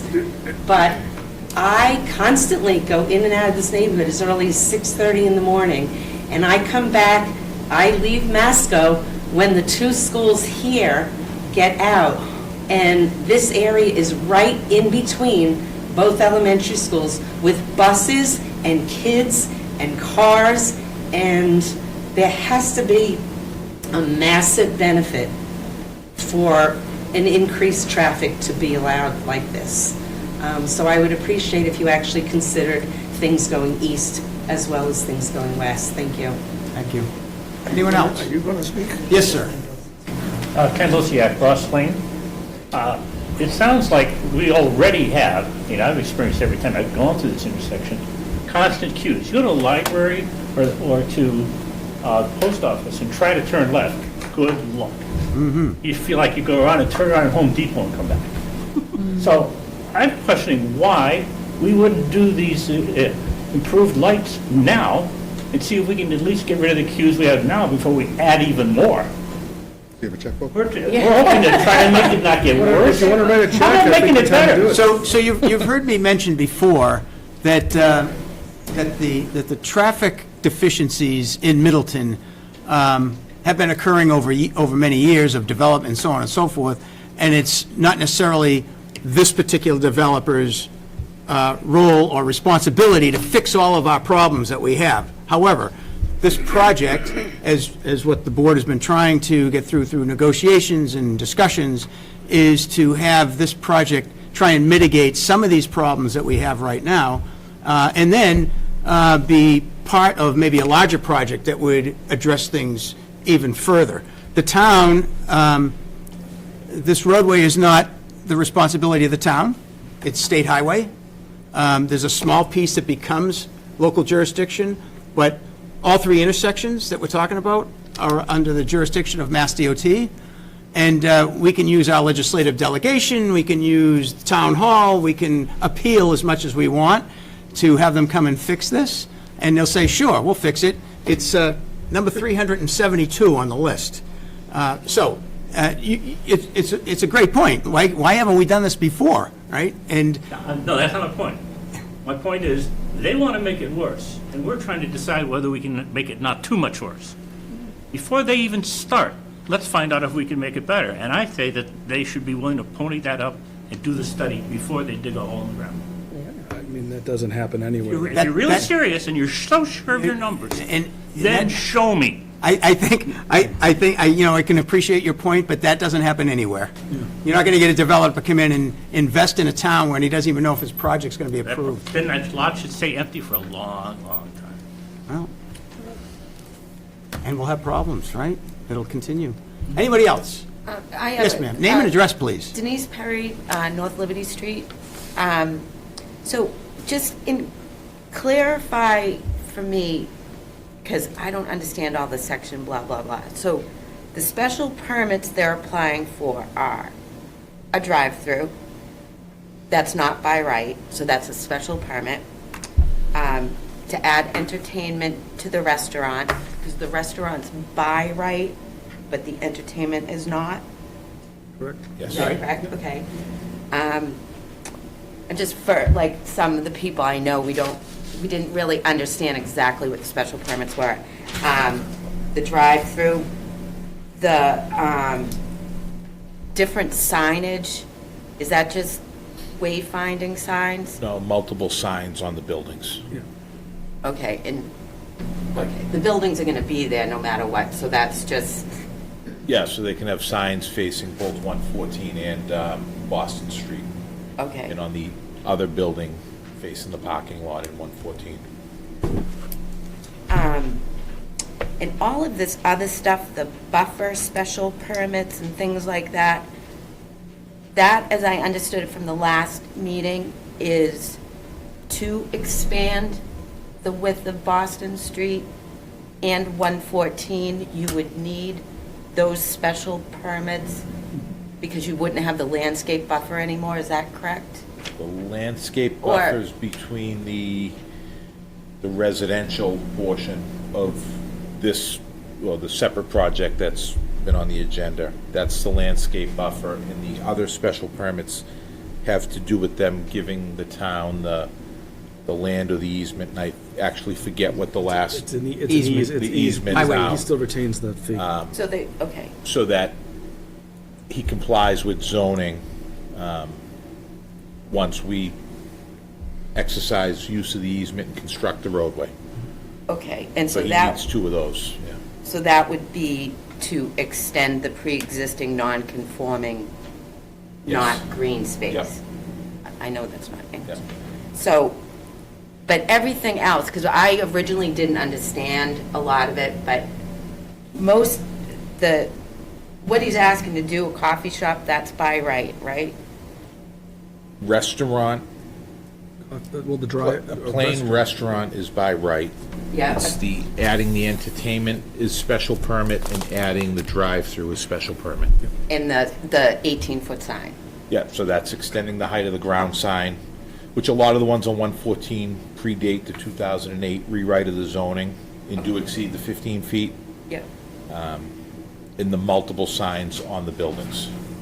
Okay, so I just wanted to be clear on what we can and cannot say no to. So, In the site plan approval, the board can impose reasonable conditions. okay. Okay. Anyone else? Yes, sir. Jim Pappas, Wow Lane. Noticing your presentation, you talked about traffic going through the residential from the commercial.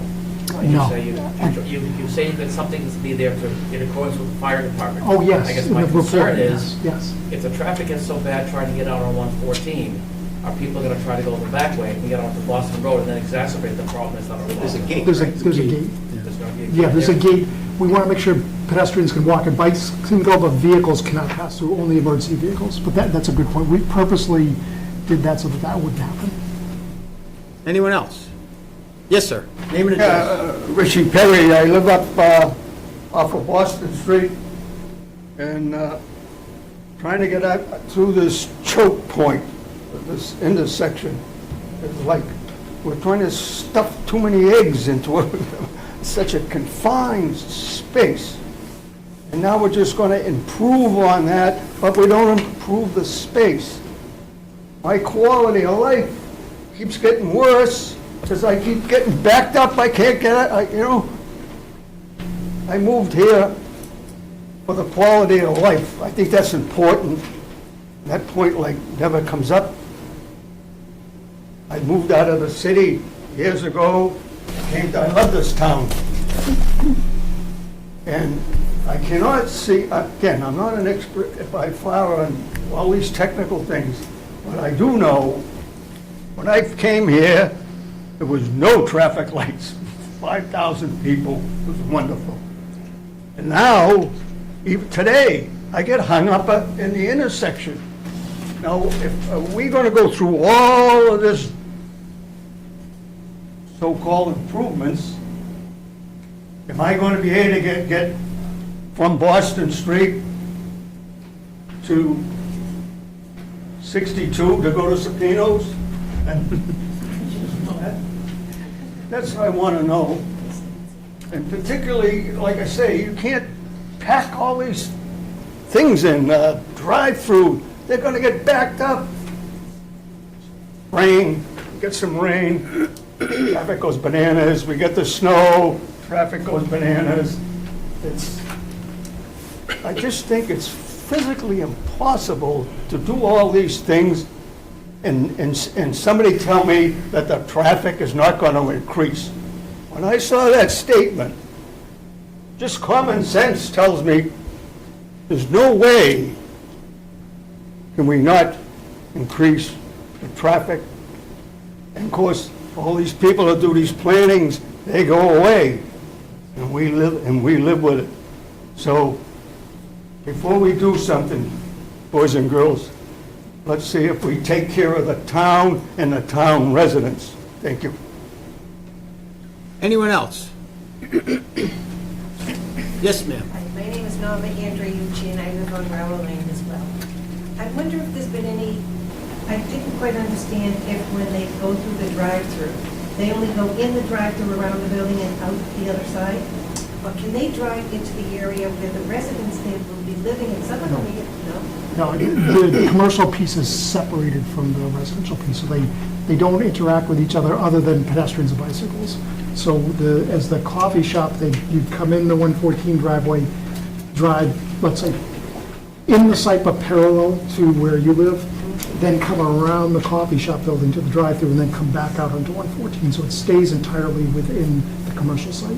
Because my thought was, there should be some consideration, there'll be young children may live there. And who knows if they wander a little bit out, you have to drive through people, all that makes the neighborhood for them less safe. So I didn't know if any consideration was given. Well, we do have sidewalks and things like that, so it's an extent that there are sidewalks, there's places for them to walk and not be within the traveled way. And then I think the residential component has amenities and such for children there. But to the extent that they were to go over to the commercial place, we have provided places where they don't have to be walking in the roadway, that they can be out of the way of vehicles. So, but that's a good question. Okay. Anyone else on traffic? Lars, did you have other items you wanted to present this evening? Yes. The next I thought would be helpful would be to have Ed Bradford from TAT provide a presentation of the updated building design based on the feedback we received from the board at the last meeting.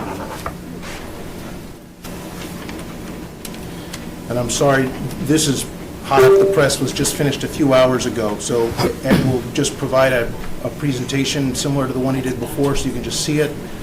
If the board would like to give us feedback, terrific. If you'd like us to come back and present again next month, we're happy to, but we wanted to try to be responsive as quickly as we could to redesign all the buildings. So the paint's still wet. It is, very much so. Good evening, Mr. Chairman, members of the board. Nice to be with you again. As Lars noted, a quick presentation prepared in response to all the comments that we heard from the board as well as members of the public during our last hearing. As we did with our presentation at the last hearing, this evening our first exhibit starts with precedent images. If you recall, these may look familiar to you because these are the same precedent images that we showed at the last hearing. But we were sort of inspired by these for different reasons at the last hearing.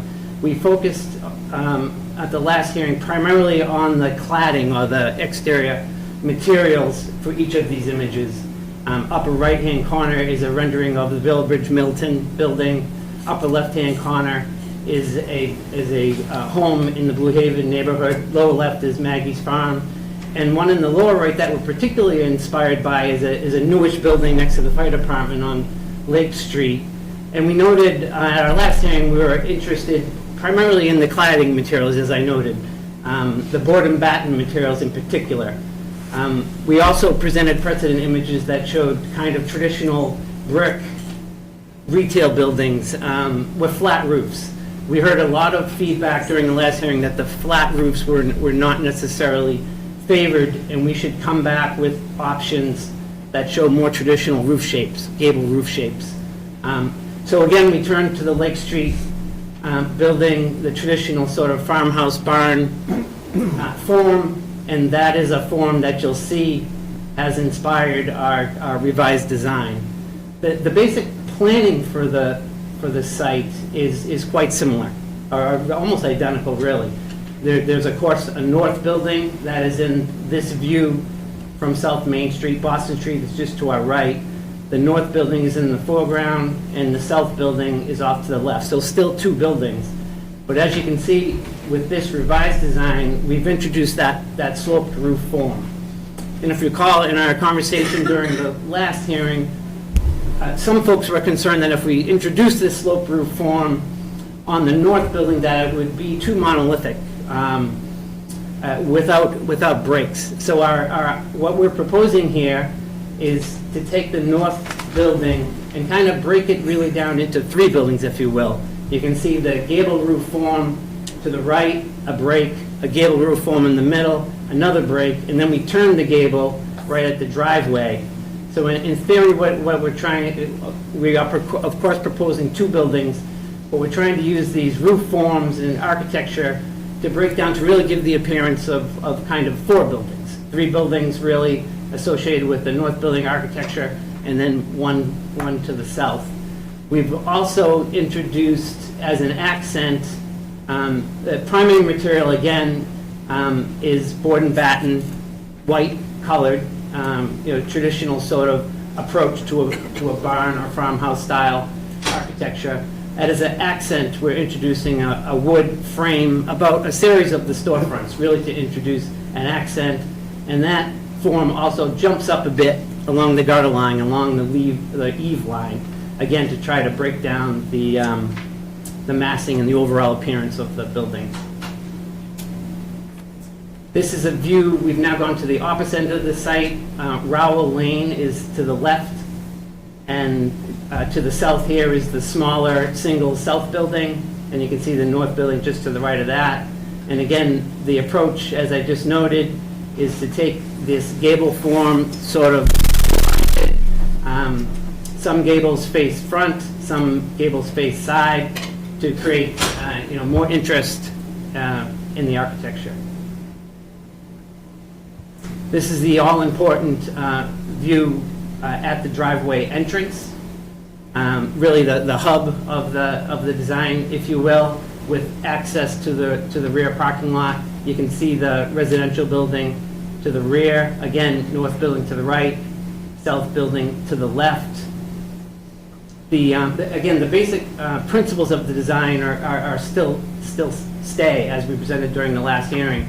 There is an outdoor seating area proposed in front of the north building, and an additional one you can see just down along the driveway to the right-hand side associated with the north building.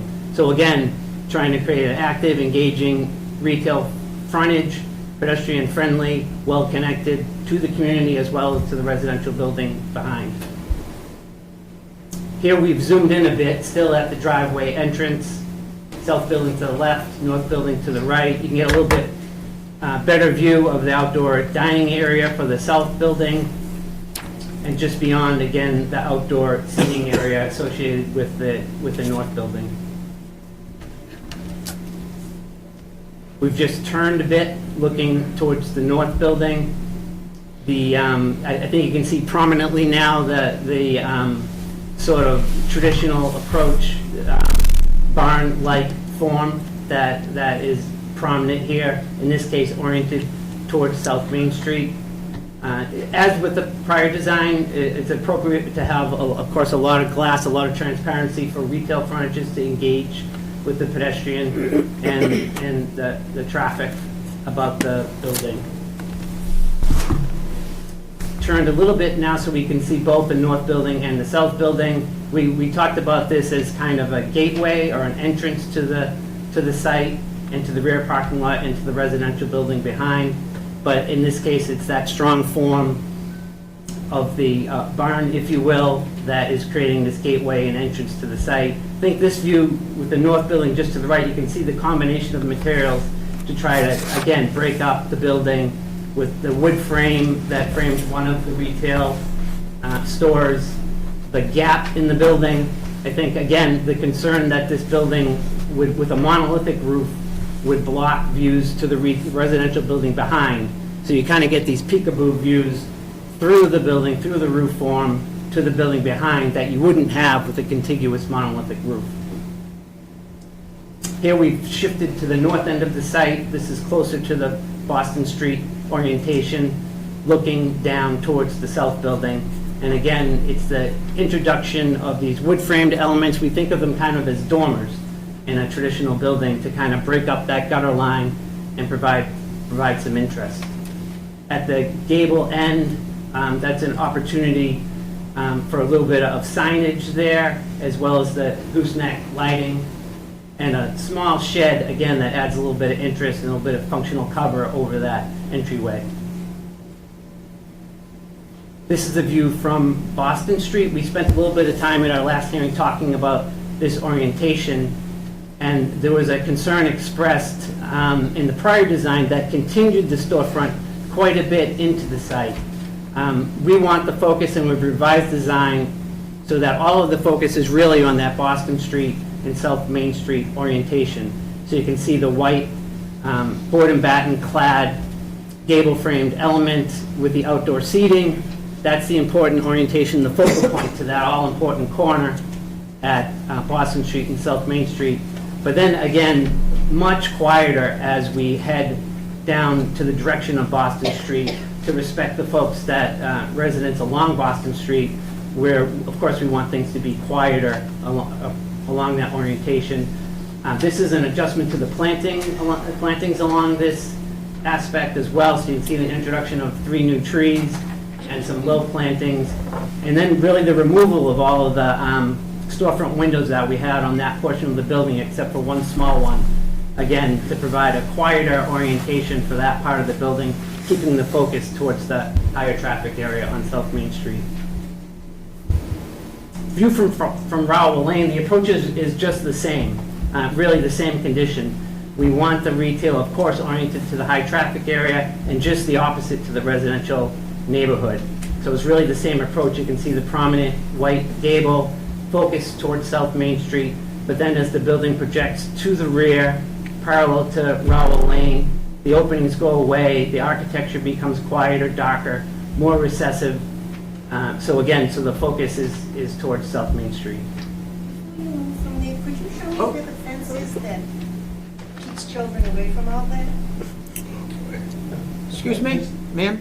Oh, If you have a question, can you refer it through me, please? I'm sorry. He was just... We're going to get to questions. Let them finish the presentation, but hold your question because we want to know it. Okay, Thank you. And that will come soon because here's my last exhibit. This is the view from the rear parking lot. Not a lot of change here. Again, the focus is on South Main Street. But as we described at the prior hearing, it's very important. Even though we call it the rear parking lot, we don't think of it as the rear at all. As was described in the prior presentation, there's sidewalks that connect folks that are in the residential building. We want strong pedestrian connections towards this retail. It's a real amenity for folks that live in the residential building. And we think of it as really, as I described at the last hearing, as a small street. So here, unlike the Boston Street and Rowell Lane orientation, we are opening up the buildings to the driveway. Again, friendly pedestrian street, great connections to the retail in the small outdoor seating terrace. Thank you. Happy to take any of your questions. All right, thank you. Members, let's go with Carolyn first. So I like the change with the gables. I'm just looking at a lot of roof. Like, can we squish it down a little bit?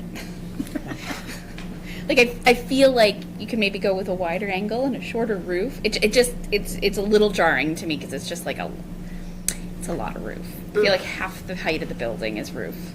So can I jump on to what you're saying? Sure, Because go right ahead. I had a question here is, within those gables, is that just dead space, or are you using for storage, or, because I had the same thing. First of all, I think this provides a lot more character than the first rendition that you had, so I like this. But I had the same thing, like, if we were to squash, unless that's usable, you're using it for storage or something like that, and there was a reason for that. Because that was, I says, dead space and gable, question mark, right? So is that just dead space? Yeah, primarily, yeah, it is. So, it's a matter of finding that right proportion that's appropriate. You have town hall across the street, other buildings in the neighborhood. There's a balance there, but you could certainly look at lowering the slope and still have But I something think that you works. provide, I don't want to speak for you, but I think it provides a lot more character than the last time. But let's hear from the other members. I was just I'll echo that, but I mean, I think this is much closer to what I kind of thought this would end up as. What about maybe even little dormers or something in there to break it up? If you need the space, you know, something just to break it up, similar to what's at Richardson Green. I think their roofs have, don't they? Do they have dormers up the top? For the window dormers? Or something to that effect, maybe something like that. Don't you have dormers on the residential buildings? You have little half dormers. shed windows, right? Shed dormers, Transom right? windows. Can they be on these?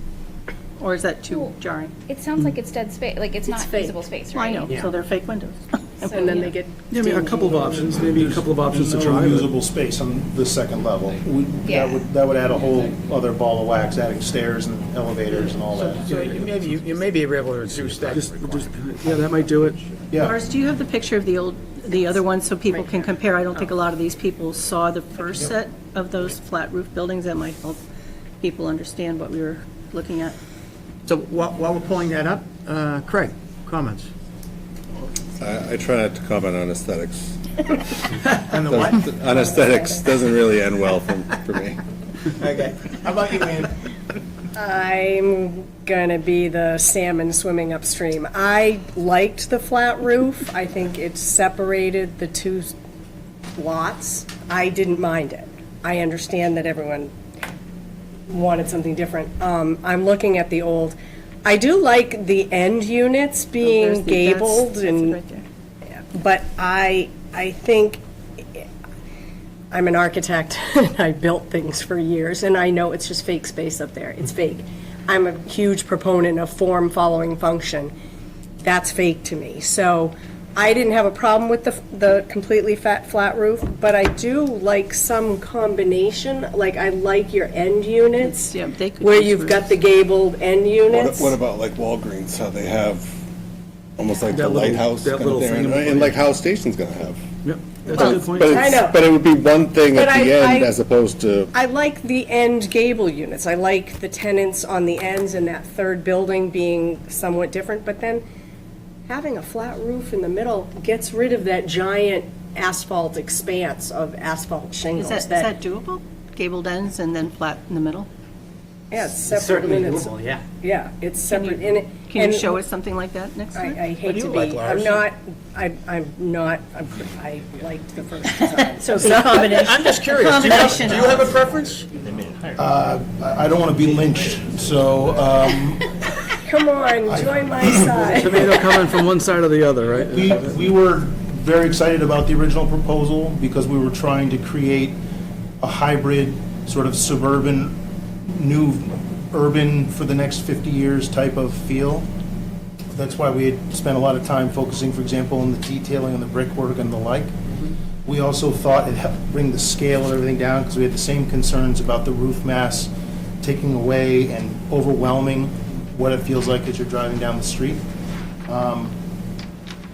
There are elements to this, though, that I really love. Like, I like the softer wood tone as opposed to the brick. I think that feels very classy and nice. I like, for example, the corner kitchen with the gable with the board and batten and the gooseneck and the signage. It just feels like a proper upscale farmhouse aesthetic. I could see, for example, eliminating the middle gable. Ed, don't kill me, I'm not a design expert, but I mean, I could see reducing that mass and maybe doing some other things to play around a little bit more. So that, yeah, that's my ball of thoughts overall. I mean, functionally and practically, which Ed will tell you I over-focus on, the flatter roofs have a lot of other benefits in terms of more space for HVAC equipment. There's less pitched roofs shedding snow and ice and rain on sidewalks to make it a more pleasurable experience than sidewalks for outdoor seating or plants that can hold up year-round. But overall, this palette of materials I really, really like. Can you go back to the other one again? Sure. And can I say one more thing for the public? Like, everybody got up incensed that it was a flat roof. These are not 10-foot-high buildings. I'm assuming they're like 25 feet high. Yeah, a little When less. you're standing there, you have no concept of the roof. You cannot see it. It's way up there. When you're on the road, what I liked about the original design is when you're driving by, it's intriguing. It's like there's this cute little retail center, and then something else is peeking out behind it that looks like a residential something back there. It's more interesting. It's too busy to me with all the gables. So maybe there's some sort of, I think what you're hearing is some sort of combination. And Yeah, what Lars is talking about, I think if we can, the white buildings that you're seeing now in the Yes. picture could have their barn-like structure that Lars is saying, and then the middle roofs, the middle buildings can be flat somehow. So if you could come up with something like that, that'd be, the combination of the both would be great. But I agree with what you're saying. Okay, anybody have any questions or comments on this? What do you like? Yes, ma'am, name and address again, please. Mama Andreucci, 77 Rowell Lane. I far prefer the second one. It's much more consistent with what this community looks like. And to stick something so urban looking here, it just jars me to see that. This is much better. But my question was, and I'm sorry I interrupted, protocol I didn't think about. That's okay. I'm looking to see where there's a separation, because I think children are going to live in this. And there's going to be cars parking in the back, people driving through into the place. I mean, how safe is that?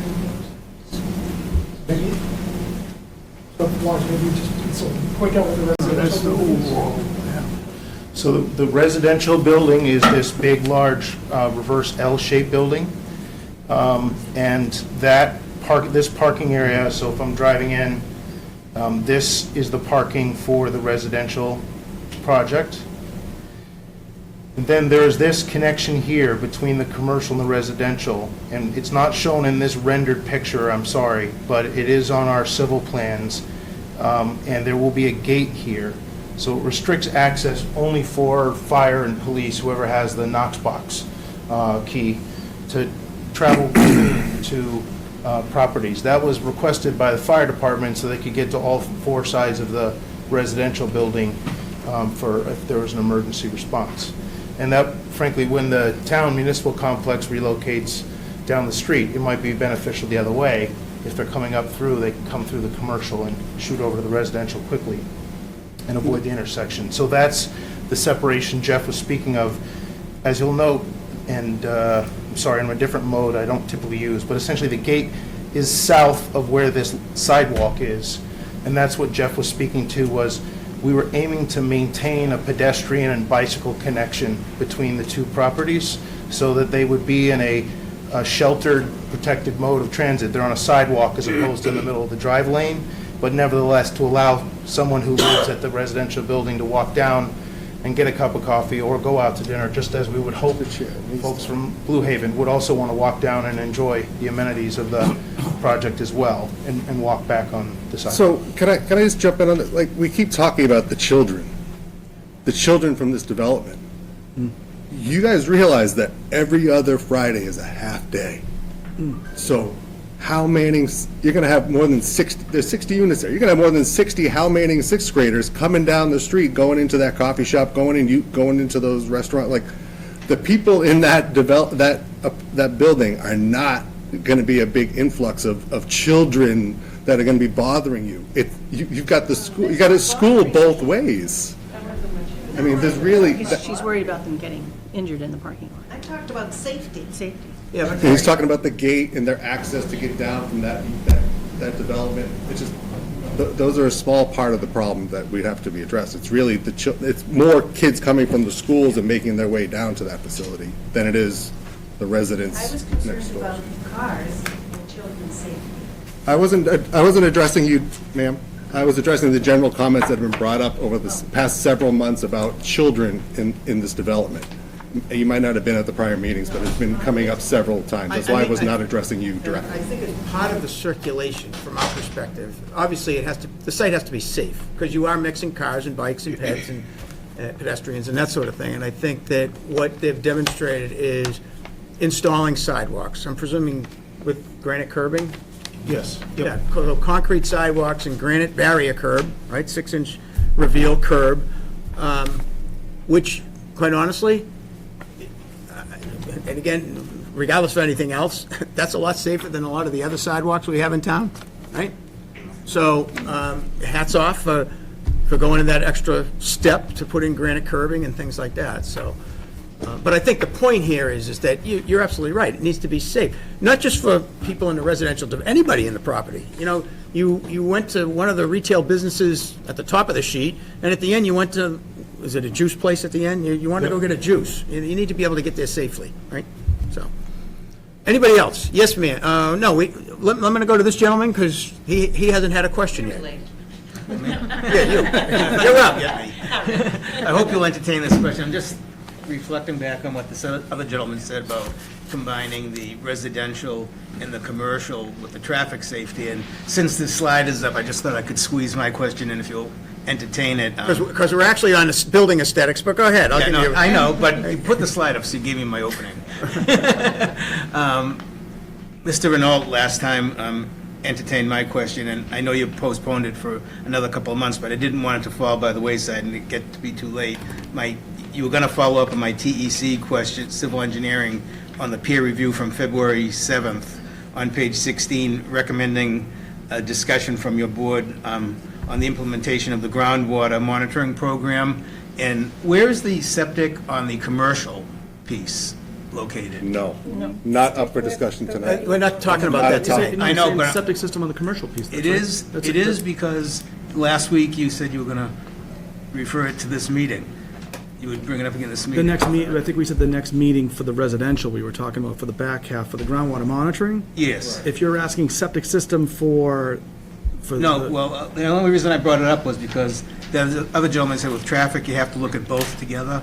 And we're talking now about the commercial piece, and the commercial piece is going to affect the residential piece, so I just And we did thought. talk earlier on that general groundwater flow here should be moving towards, 114. Right, and I thought you were going to review the implementation of the groundwater. I thought and bring it up at this meeting, that's the I only wouldn't reason. do it at this meeting because that project's not before us.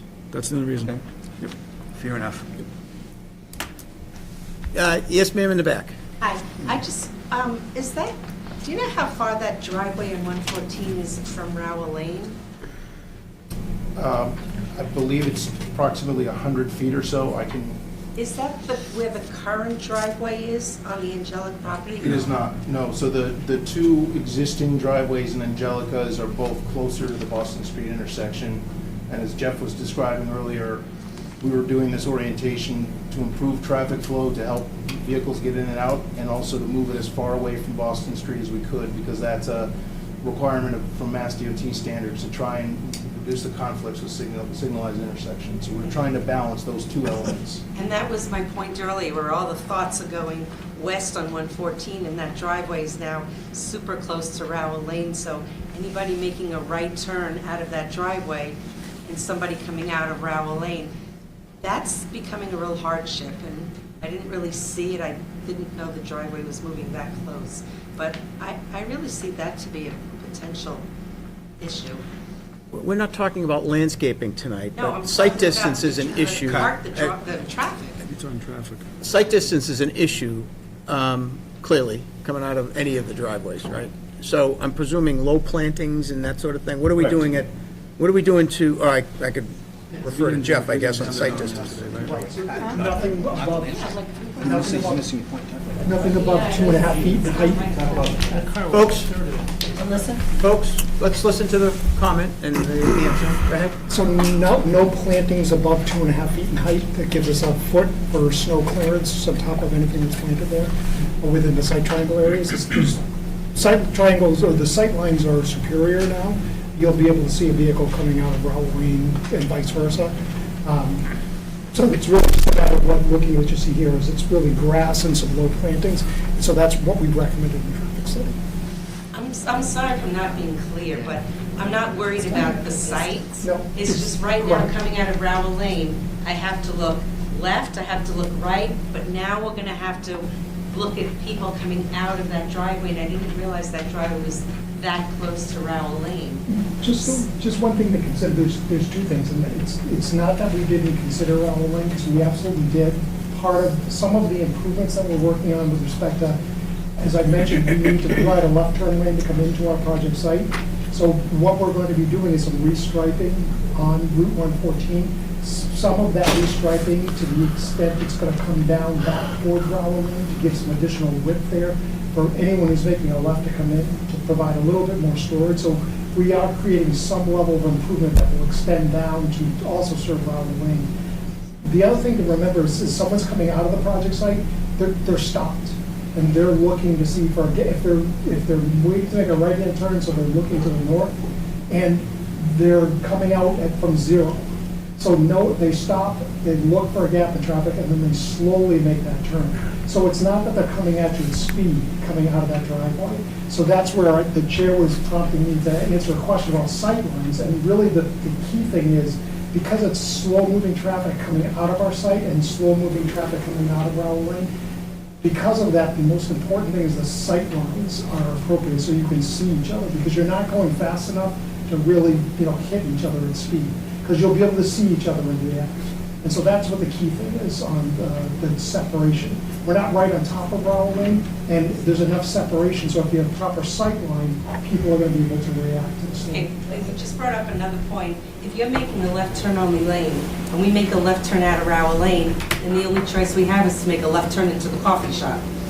No, that's not how that works. There's a gap created. What we are doing is providing some additional width there. So to some extent, by us creating the left turn lane, there's a little bit more buffer room to be able to come out of Rowell Lane and make the left-hand turn in an area that shouldn't have any traffic in it. Because our left turn lane is going to start after Rowell Lane.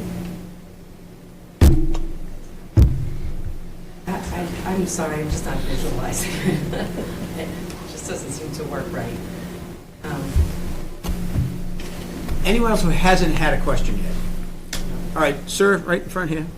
This picture illustrates what she's saying. I don't see where there's room to repaint the lines. If you don't move that curve, you cannot fit 5 lanes across to have a turn lane and 2 through lanes in both directions at the intersection between Boston Street and 114. And if you don't do that, you'll never fix the traffic, because it already needs that. And you're just about to make it worse. So they're proposing to provide an easement to provide that additional... Okay, so that's simply not shown in this picture? This is their picture? It's shown in a way. So the actual road improvements are not shown because that requires a lot more engineering to be completed. I was just asking, the cartoon here doesn't show it. So what you can see in this cartoon is this just pale green area between the dashed lines is the limit of the land that would be granted to enable the widening of the road. Yeah, so you you can answered my see it along 114 and along Boston Street. You will note that it tapers as it moves west along Boston Street because it meets up with the existing conditions by the time it gets to the west of the site. Sure. On South Main Street, we're showing the line going straight down into the end of Rowell Lane, which of course we're not proposing to do right now. But as part of the discussions with the select board, the zoning board, the town's peer reviewer, what we were looking to do was, we've looked at 2 scenarios. What's one thing we can help make possible right now with just our land? And then also, what would be what we should give to the town now to have in its back pocket for the future if there's a larger widening of 114 that happens at some point? Excellent answer to my question. Yep. Thank you. So we've been at this for a little bit tonight. Unless there's anything else, Lars, you need to present, because we still have other stuff on the agenda, and we're rolling into 9 o'clock. So. Yes. I will just be very fast if I may. The board asked about patio seating, and I'm sorry it's hard to see here, and I would need to change my view to zoom in. I just wanted to show quickly that we did have the landscape architect actually put in scaled seating on all the patios to just answer the question of whether or not we are able to provide the outdoor seating and make it truly usable. On the south patio of the north building, you also note we added 2 red maple trees in the sidewalk, and there's a planting area at the front edge there. So that, again, because that one is captive to that space, I just wanted to show that. And then that's the outdoor seating for the coffee and health juice, or whatever the users are there.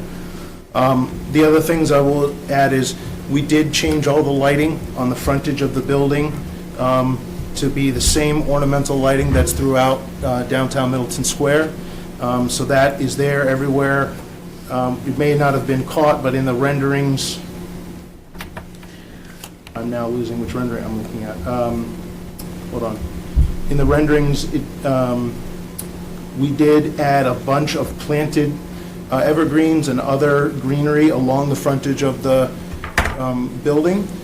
That is not in the planting plan currently, only because these are changing the movements of the building, and so we will, once we get the footprint of the building settled, we'll add them to the actual planting plan, but that's the concept, to sort of break down the scale and add more greenery along the building edge. Okay. And then lastly, we don't need to get into it if you don't want to, but I did submit to the board a tenant waste operations and maintenance plan. We met with the planning board. They recommended we check with the Board of Health regulations. We could not find anything in the Middleton Board of Health regulations related to managing dumpsters. So instead, I surveyed surrounding towns, North Andover, Reading, Wakefield, Lexington, Melrose, and tried to capture the best practices of what other towns require to make sure that dumpsters are maintained and operated in a clean and healthy manner. And we included that, as well as put an operation restriction that there could not be any waste management removal before 8 a.m. or after 8 p.m. To try and address the concerns that have been raised. Okay. And I'm happy to talk through the discussion around finding other locations at the next meeting. Thank you for just giving me a few minutes to share those notes. All right. So, No comments, that's great, thank you, Lars, you've addressed most of my stuff. I did notice the plan with the seats, so I'll take a look at that for next meeting. Sure, it's in the planting plan that we sent. It's in the L1.1. we got the narrative for the waste. Yes, you have the O&M plan there that breaks down all the We can best get into that a practices. little bit next time. Sure. Okay? So, with that, I'll accept a motion to continue. So moved. And do I have a second? Oh, second by Carol. Mr. Chair, what date?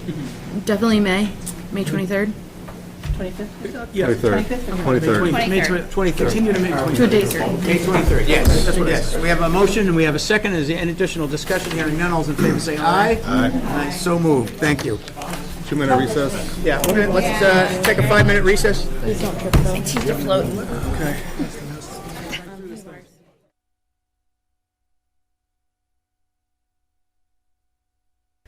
To construct an 8,700 square foot building with 5 individual units to be used as office space and indoor storage for an oil delivery company and other commercial businesses under section 9.5.2, and a special permit to allow offices and indoor and outdoor storage for various contracting businesses under section 9.4 pursuant to 3.12.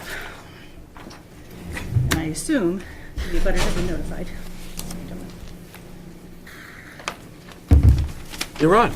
Good evening, Jill Mann here on behalf of Michael McGrath. He's right here in the audience. Michael owns a oil delivery business, and he's looking to develop this property in part to have a home for his business. He is a Middleton resident, too. So what we have is 156 North Main Street. Everybody knows where it is, corner of Lake, right across from DeBush. This particular property abuts I don't know what's good. E.J. Prescott, and it's where it's actually where let's keep going, where there you go, where the buses are stored. So the property's been vacant for quite some time. Originally, it had actually been a single-family home back in maybe the 50s, 60s, like 1930, the house was built. And obviously, the house has been raised. It hasn't been used as a home for forever.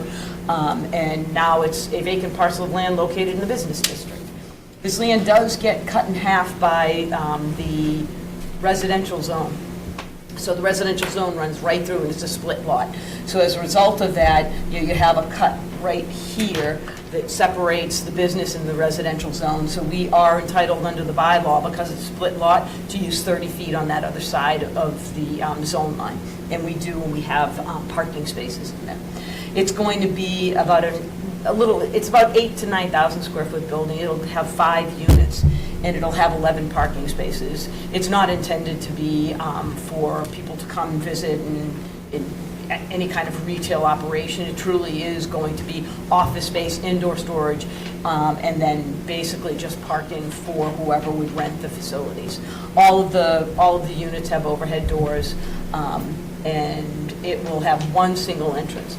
So I did want to mention, this property is on a corner, and it looks like it's on the corner of a street. But Lake Street is not an actual street in this district. Lake Street stops about 500 feet away from Route 114, believe it or not, and it becomes private property. So the budding property next to it that's for sale, they actually own that portion of River Street. So we cannot use that to egress property. We have no easement rights at all. So we will use Route 114. Can I ask you a question? Of course, please. To that? So there's a street name sign there that says Lake Street. Of course there is, yeah. So as a town, that's not a public way, is that No. right? So why is that sign there? Does Good anybody know? question. I mean, I do actually know some of the history. So it's a long time ago when people would use it. I mean, it's old town Middleton. Ann probably can attest to this better than anyone. So way back, people wanted to use it, and that's where Lake Street could exit out, and it's a better egress point. So people just continue to use it, to use it, to use it. But it can't be improved. Nobody ever allows the improvements. It floods. It's got pit holes. I mean, it's not in good shape from that point forward. So we have the Assistant Town Administrator here this evening. I would request that DPW remove that sign. Can't happen. Why not? Public safety.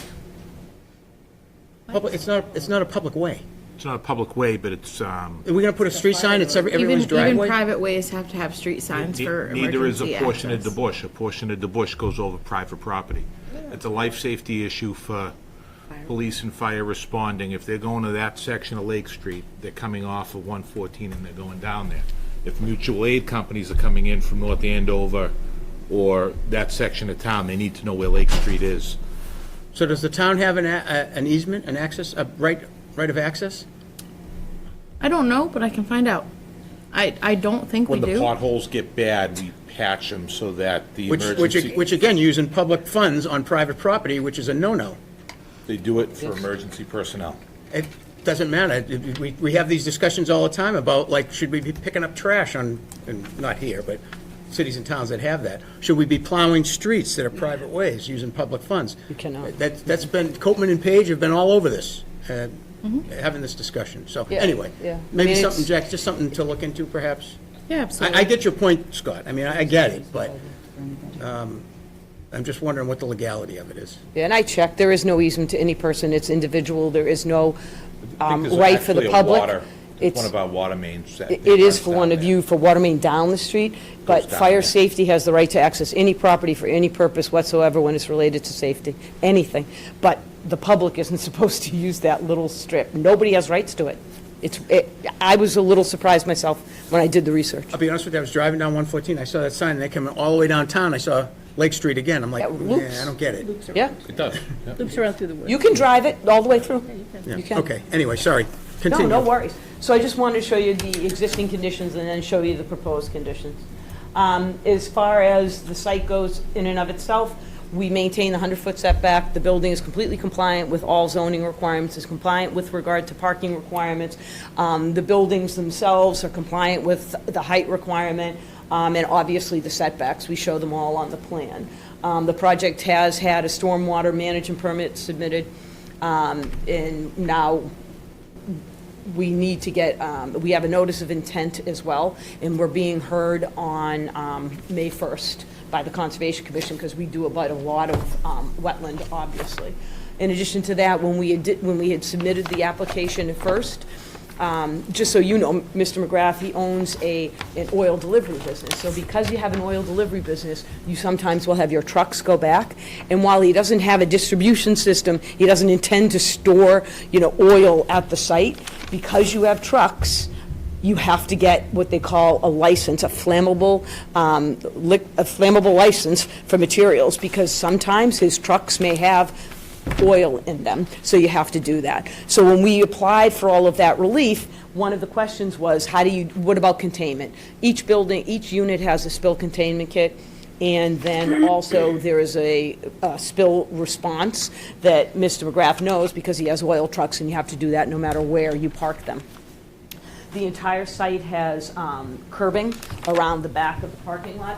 So we have, what do they call it, the precast concrete curbing that goes around the entire parking lot around the location where there could be any kind of a drainage toward the wetland system as well. Again, it's a two-way in and out because we only have one way to access the property. We maintain the 100 feet and have landscaped the front. As far as like the local abutters, because you think, okay, here is the residential district, but this whole back portion of the property is wet. And then, obviously, you saw the overhead picture and you know the property, we abut that bus storage operation to the back of us. Here's the floor plans, I just thought you'd be interested. So we say we could have up to 5 units, and they'll all be overhead doors. It's well-designed in terms of not giving you that typical, industrial look. It has pitched roofs, it has a better appeal than the norm, because I know that there's been some concern about that type of use in town and that type of a look on 114. So this particular owner made a great deal of effort to actually have the building look, if you will, more rural, as far as still being a business location for his, contractor business. I just did we did a simple traffic assessment. So sight distance in this area is clearly acceptable. It's a flat surface, pretty much a straight shot in both directions. We did submit fire truck movements because typically Chief Lacoste asked for it, so we did show you that it's easy for the fire trucks to access and exit. So was that based on calculation or just your assessment? No, that's what the engineer has. If you read the plan, it'll tell you it.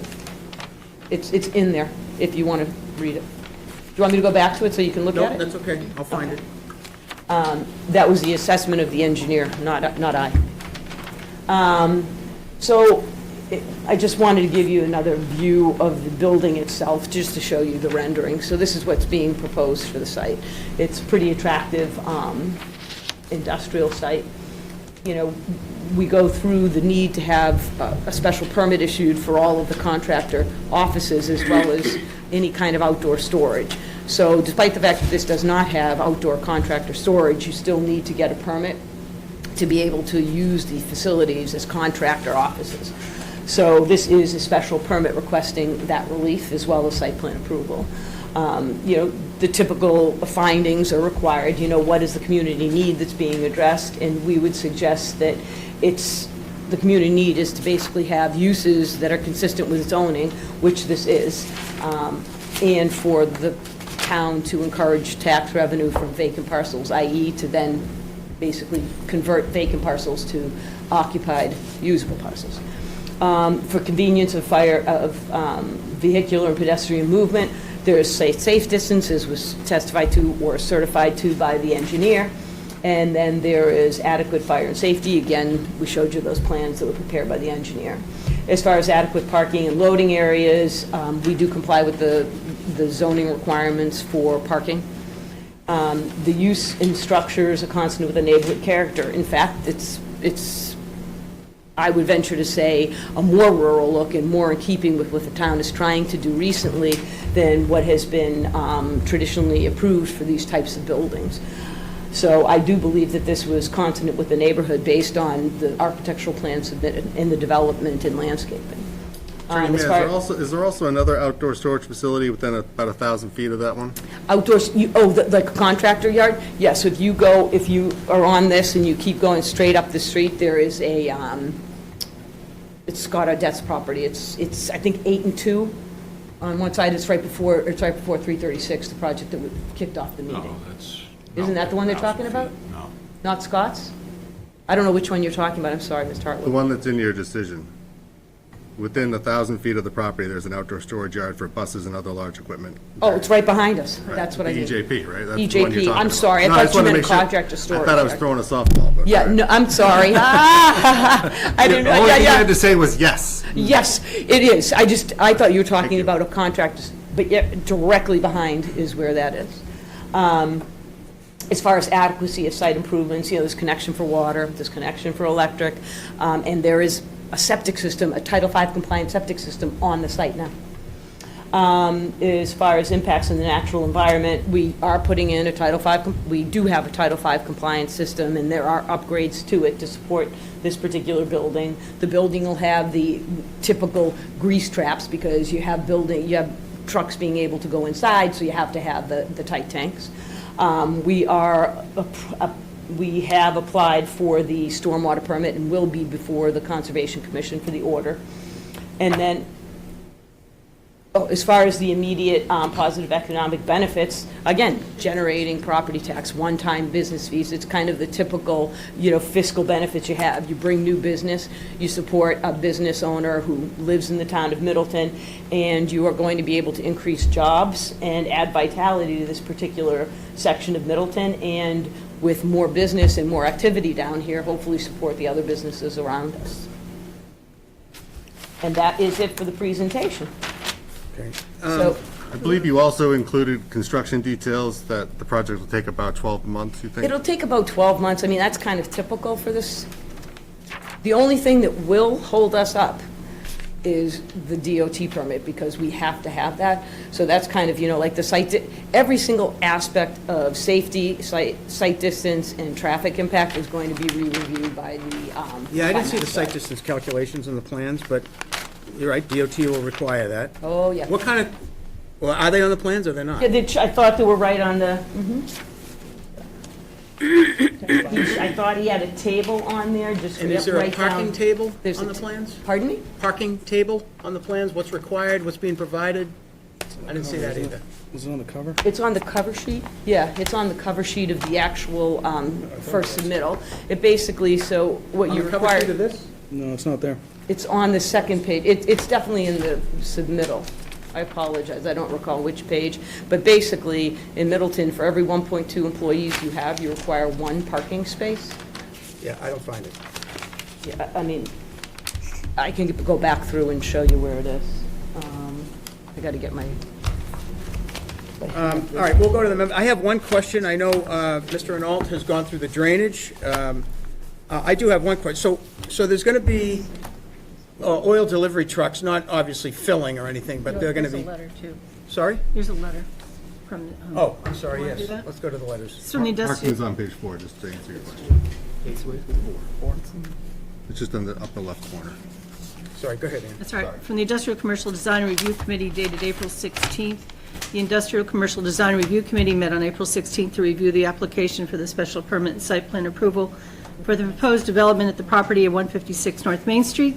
The ICDRC recommends that the conditions be imposed that limit the time and number of larger commercial vehicles parking outside in front of the building as to not become a visible pileup. This is a potential concern since the indoor parking is limited in this proposal, and there's no outdoor parking in the rear of the building. Did you say page 4? I didn't see it on page top 4. page 4. Is it page 4 in the upper left corner? Yeah, I'm looking too. Page 4. Oh, parking. Can't get it. Oh, it's kind of blurry. You're just hitting buttons, Joe. I know. Right, parking required, one parking space per 1.2 employees. 12 people? So which, 1.2. they assume there are 5 businesses? Isn't parking generally based on use and size of building? Not in our bylaw, no. It's based on the number of employees for the industrial use. I mean, that's Middleton's requirement. I didn't bring my abacus with me. So Mr. Renault, I know went through the drainage, and I'll let him address that. We're going to have fuel delivery trucks that obviously are not filling, but they're going to be parked. They're going to be parked indoors or outdoors? Both. Both. I tried to find, and maybe I just can't see it, because I couldn't find the parking calculations either. Is there an oil gas separator included Oh, yeah. outside? Where is that on the plan? I didn't see it. Tight tank. It's a tight tank that's required because you need, it's a plumbing requirement. I mean, No, I understand that. I was just trying to, I didn't see it. I see the monolithic septic tank. I didn't see the oil gas separator. Maybe I'm just missing it. Can someone tell me where that is, please? yeah, it's on the, Of the existing conditions. no, it's on the existing conditions. It's on the drainage. You know, I can't see it from there because I can't see it big enough. But I mean, you can't even build the building without it. I understand all that. I have a set of plans in front of me. I'm just trying to find it, that's all. If you It's can just show me definitely- where it is, I'm good. I will. It's a picture of the front of the building. It's under the, Just can't see it first. And then have the, it's under the drainage and grading one. Keep going up.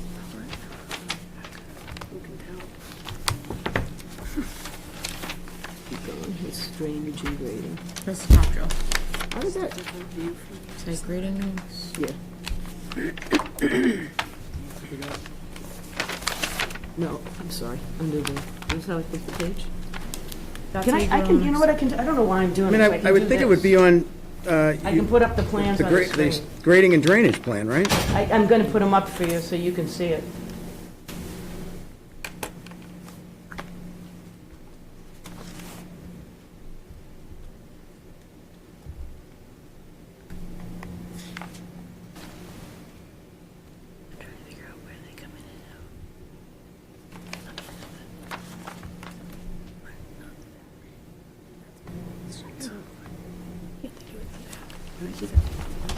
This way it's bigger and you can easily see it. You read. Was that from staff? It's right here.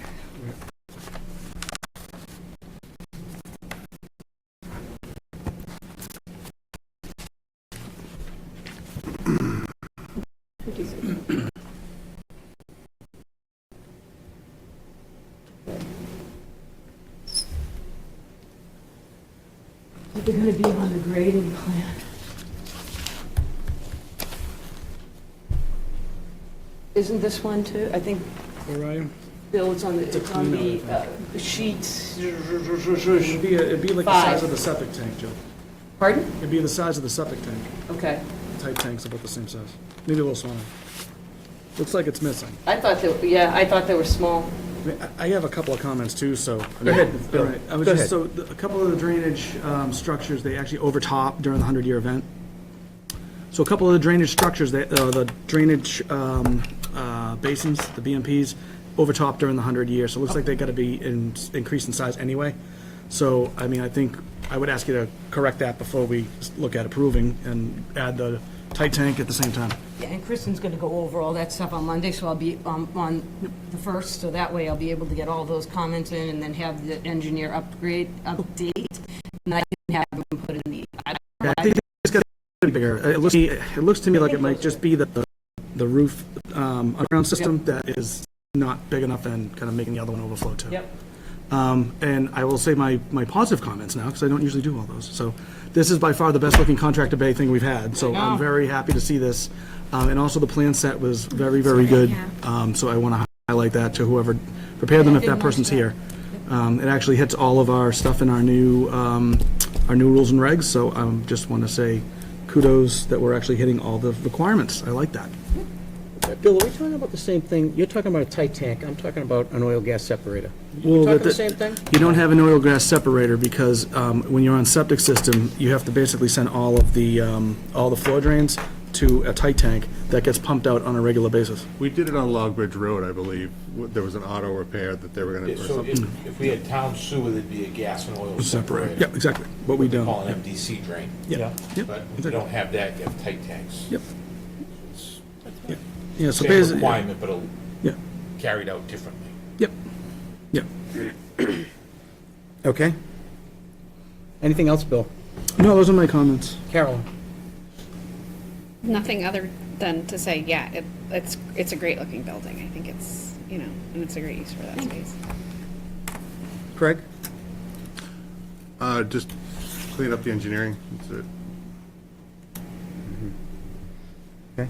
Do we have a letter from the fire department? I'm just surprised that it looks like the grade is kind of funky, so they're not going to get around the back.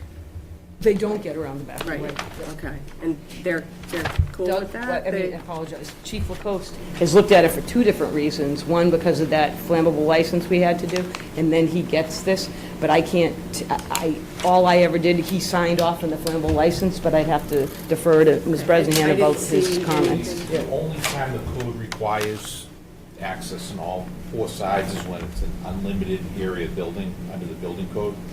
And this doesn't come close to that square footage. That was my only. I mean, they like it, but it's not a code requirement until you hit the unlimited area. And number two? So they only can access from the front into the garages, right? What's in the back there? I can't see. It's simply where they walk, in the back, it's just stairs and entering for pedestrian use. It's no vehicles can go around the back. They can't fit around the back, or is it the looks grade, like or it's what's the graded. problem? They cannot fit, we didn't do it, there's no pavement back there. Well, The question is the why. grade. Because of the grade. The grade It's is. partly Yeah. the grade, partly open space. See these, It drops. Okay, that's I all. can't That's what I was just read 'em, asking. but- Oh, that's You know, fine, it's it was always nice partly not the to grade have- and partly open space. It's nice not to have garage doors in the front. I realize, that I guess now you're saying they have to be there? Yeah, because don't forget with a 100-foot setback, you don't have a choice because you can't drive around back because we don't have enough open space, and you can't push the buildings forward because you have to meet the 100-foot setback. So where's the green space on this, That's on the the zoning front, change on that this, we need. on the picture? Yep. For real. The green space is And the all, parking that actually here. addresses size of spots. this is all green. All that stuff. This is the fully landscape portions, but these are green. So where's the rain gardens? The rain garden, I the right. thought I could do I that. only saw one, but I see two on the other There's rain one in garden. the front, there's There's one in two. the It's left-hand right- corner, on the top left corner. Yes. And then there's one on the far right So is that's a that gravel lawn in wetland. between? So right here, yes. So can we do So something? this is mulch, and this will be, lawn, and the septic system's here, so you really want to kind of leave it grass, Where's the septic system? right here. And then this is the rain garden. So what's the little thing on your right with the green bushes around it or something? The square? This, Yeah, what's that? that is the dumpster, and it's enclosed with landscaping. So what's the landscaping in the front along 114? Right That's here. all- Is that rain garden too, or is that just landscape? This is landscaping, just landscaping. This is the rain garden. Okay, so the point we're making is trying to cut down on the amount of lawn we have in town, so that landscaping should go right to the edge of the septic if we can do it in terms of no lawn. As little lawn as possible. It is on the edge of the septic. Right, well, that's what we're trying to, I can't tell It from this. is, Fine. Right, and, okay. Okay, that's- You good? Just want to make sure, yep, we're And, not and lawning up the those plantings are far enough back, they're not going to impede sight distance, right? exactly, because here's the stop line, Where's 114? right, the travel path here. Okay, so we're going to need some revisions to the plan, as Mr. Arnault asked for. I'd like to see where the tight tank's going to be, and how that's working. I'd like to see that, I couldn't find them. I'd like to see the sight distance calculations, right? Sure. They're probably in here, I'll look again, I couldn't find them. A lot of stuff on the plans. And then, and lastly, I'd just like to see the parking calculation done, not just one space per thing. Just have it on the plan, because we did get some comments relative to parking, so. Okay. I don't want to do the math, I'd rather just read it. It is in the plan, it was on sheet, it's like in the top section. Yeah, I know, I get saw it. I'll highlight It it said for you. one space for 12 people, But that's the requirement. One. or whatever it was. 1.2 spaces. 1.2 spaces per. Per unit. Per, No, we, Per per employee, it's employee. probably one of the So we most just assume there's going to be unpractical 12 requirements. employees. It's one more parking space than really is. Full-time or in the- part-time? Seasonal? Seasonal. I just want One to know how space many, per- I just want to know how many are needed and how many we're providing, that's all. So I don't- 9, 11. it's almost impossible for us to It is impossible. calculate it. This board has to make a judgment on when they're granting the special permit, because it's one space per 1.2 persons employed on the largest shift, plus one space for each company-owned and operated vehicle, and loading space for all delivery or shipping trucks. So, they can come in and say one person works in each bay, but if he's not occupying all of them and he hasn't leased them out yet, how do you know how many people are working there? And he takes his own vehicle there. Correct. Yeah. So, How do you know if we have adequate number of spaces? We guess? the way this is written, you don't. You don't. You don't. And it was So why are brought- we even talking about it? It was brought to the consultant's attention and it was ignored. Yeah. Rewrite. I think that's something that we may want to consider in the We're future. going There's to. a couple of things we want to probably think about. Yeah, For the I- whole I- parking I- section I don't is know bad. how to address that when you talk about industrial sites, because it's, I You literally do it as a will square say- footage calculation. I- The way it's written is awful. It is, it's terrible. Anyone from the public have any comment or question on this application? All right, I'll accept the motion that we continue to our. No, meeting. no, You have a Do. comment. Sorry. Name and address, please. Yes, I've lived there for 67 years. What's your name, ma'am? My name is Barbara Sandborn, Thank you. and I've lived there for 67 years. I have a right-of-way all the way out to 114, and I'd like to know what's going to happen to that. I have a few other questions. What kind of outside storage are they planning on having there? And the other thing is, if they put a septic system in, I have a well there, and I don't want that to get messed up. So can I just address Mrs. Sanborn for a moment? This is across the street. You know that, right? What? This 156? Because you live still up on the hill, right? No, I don't live up on the hill. I live behind Which house do you live in? the back. You ought to know you've been there. I do, that's what I mean. It's across the street from you, because you have the chickens, right?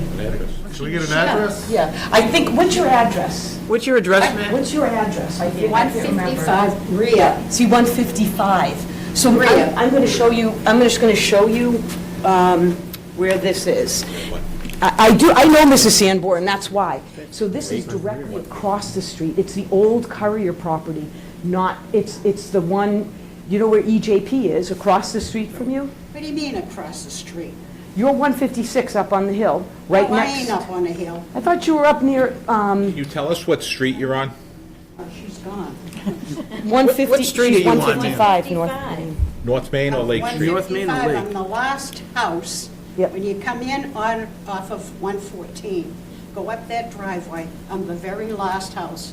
You might as well say I'm in a box canyon now with all of the industrial around me. Right, so you abut where Regal Fabrics is, right? What? Where Brent McKinley did where Brent McKinley, Yeah. you're right next door to him, that project, right? So what are they gonna do with the empty house that's in front of me? They're talking about, on the wrong side of can the I street. show her some, can she come Go out to Google, go to Google. Yeah, didn't you have? I just Go to want, Google Maps, please. Can While we- you're doing that, what is going to be stored outside? I guess that was nothing, the we don't have question. outdoor storage. Well, that paper says there's gonna be outside storage. I hope it's not gonna be fuel oil. So what Because it ends up said there's gonna happening? be oil. No, so what ends up happening when we will park, we'll have the cars parked there at times, the trucks will park there, but there's no outdoor storage. But that's the way that particular section's written. You know how it works when you look at, C20, commercial, outdoor, indoor storage parking contractor, it's all one thing. That's what she's thinking about. I think.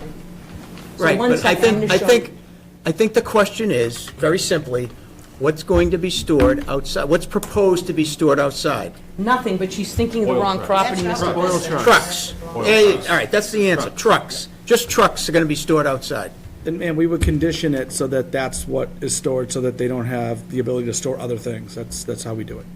My hearing's not the best. She can't hear you, Bill. So, I'm sorry. We're going to condition it so that it will be said that they can only store trucks, correct? Yep. There won't be anything else stored outside. Nothing else, nothing will be stored outside. Okay. So what's gonna happen to the driveway? The driveway, there isn't one here. We just access off of 114. Right. So there will be no, can you see this big screen here? She's across. So here is your house. I'm just going to show them your house. She's next to Brent's. Okay. So here's the bush. You enter, and your house is right, is it right? No. Yeah, Where is it? Yeah, no, I know. No, I get it. Am I not near it? No, you get the other building. Okay. Jill, she's the one right behind Regal Yeah. Fabrics. And we're Yes, across the street and I'm on trying to get there, and I'm having issues. Here we go. Now I'm not, okay.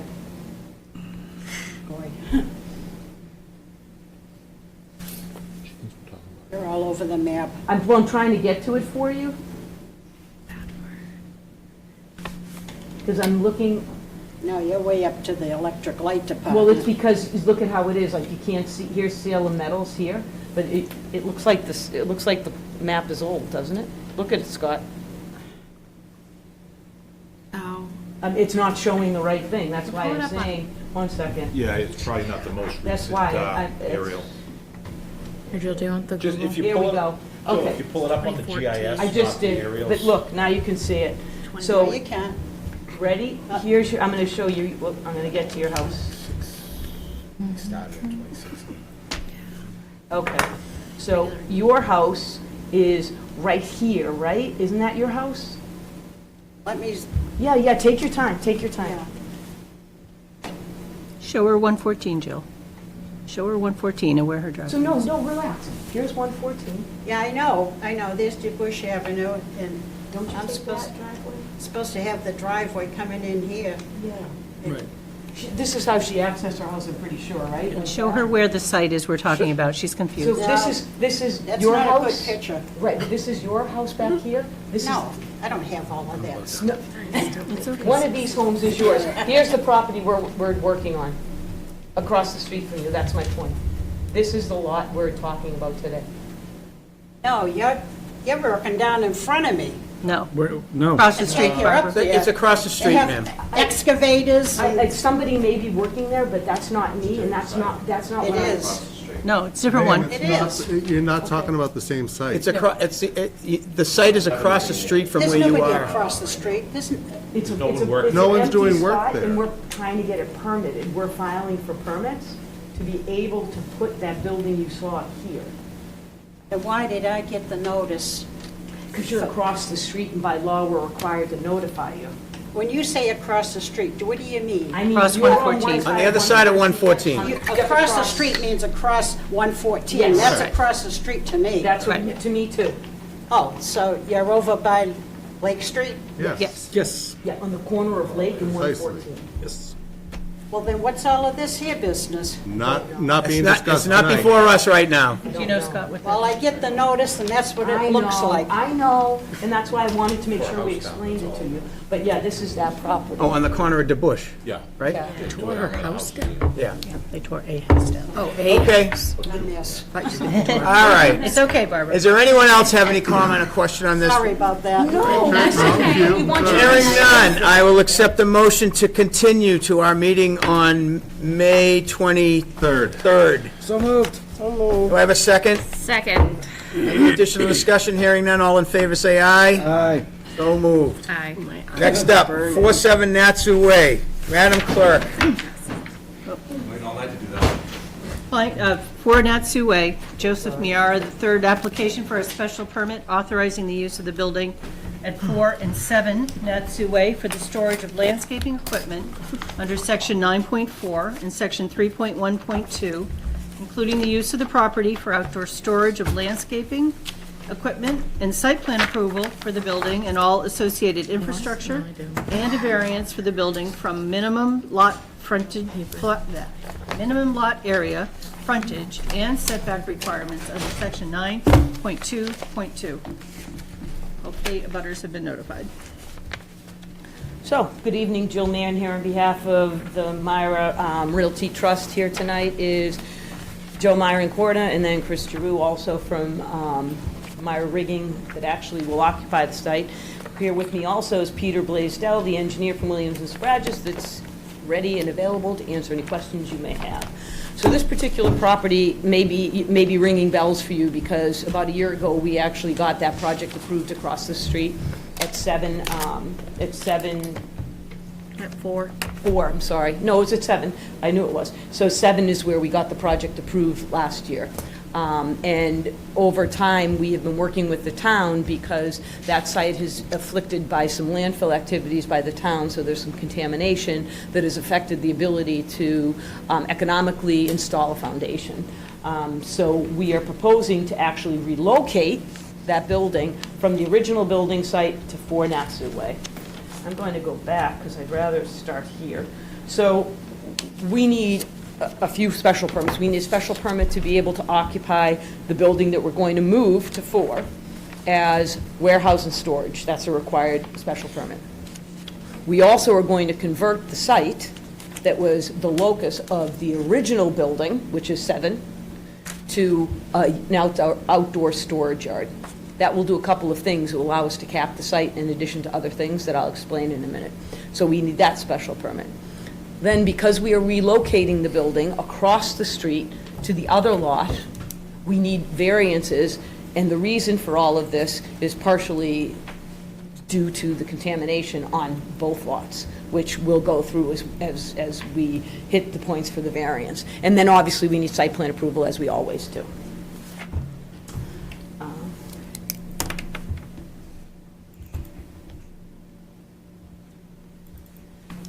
So again, I just wanted to give you the existing conditions. 5 and 7 Natsu, we really do treat collectively with 4 Natsu. So 5 and 7 are about 108,000 square feet. 4 Natsu is about 22,000 square feet on the opposite side. They've always used 4 Natsu. Bill Quinn used it, and now the Myers use it for like a turnaround point, and also for just parking some of their vehicles there over time. There are 2 buildings on the property. They're from the 1980s, 1990s. The building in the middle, which is, you can see it just has 7 on top of it, is a 40-foot tall building. It is intended, it's necessary because for these rigging companies, they have really large equipment, and that needs height. The other building, which is only 20 feet tall, that's where they also do a lot of storage, and there's a mezzanine in there as well. And that's actually where they have their office space, a very small office. There's basically nobody who mans these buildings. It is essentially 1, 2 guys. Then when somebody comes to do an equipment delivery, maybe you have a couple more who'll come in and assist. But in general, there's almost no one in the building, typically. So what we're proposing is to, again, redevelop that original lot site. So 4 Natsu Way, as I said, is the 22,000 square foot property. All of them are located entirely within the GPOD, all of them. Now, 5 and 7, if you remember, it's a split lot too. So it had some residential component to it. But the good news with this is we are going to protect that open space now because of what we're doing in perpetuity, because we will allow it to be wrapped so that all of that land to the front, where it's all currently natural landscaping, will stay that way. Existing ground conditions. So I highlighted this because I think it's really important to explain how extensive the contamination is on both sites, or how extensive it is on one and not on the other. So basically, there's trash and unsuitable materials to a depth of 20 feet. And that's what you see highlighted above. That encompasses the entire building location for where we were going to place that 9,120 square foot building.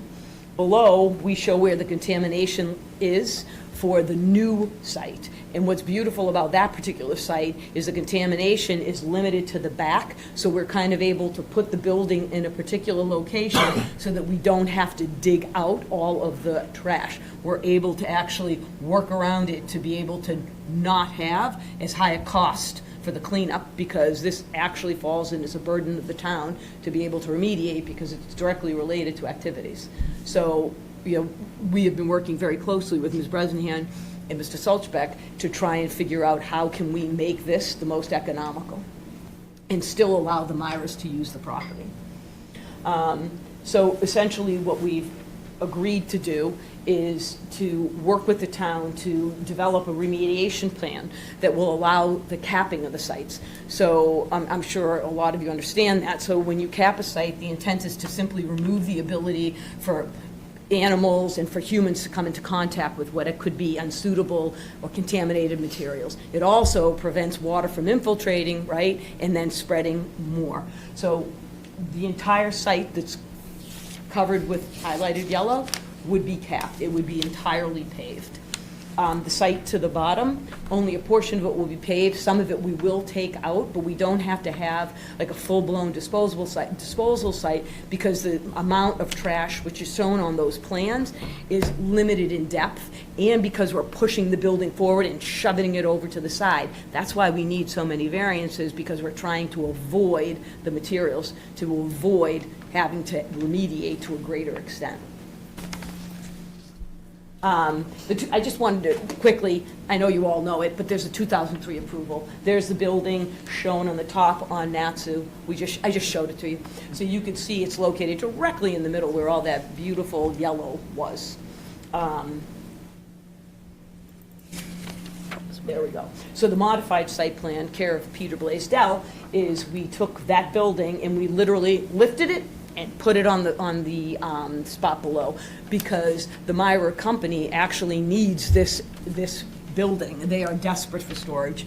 Their needs and their customer needs, they have to have it because they had a building approved. They thought they were going to be able to use the building, but during plans, you have to go in, you have to excavate, you have to see what the suitability of the soil is, and it was quickly determined that there wasn't good suitable soils there.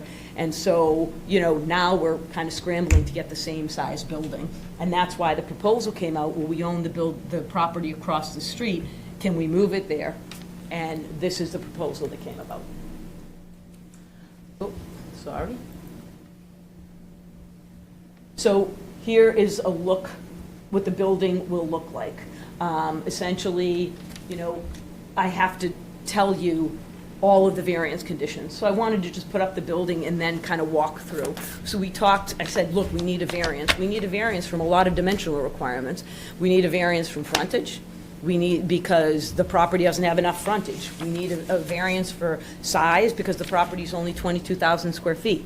We need a variance for front setbacks and side setbacks because the property literally, I can show you back, sits on the, you can see it. The property sits close to the front because what we're trying to avoid is the area in the back where there's deeper contamination, so as to avoid the need to have to go to a disposal site and cost more to excavate and then bring in more materials.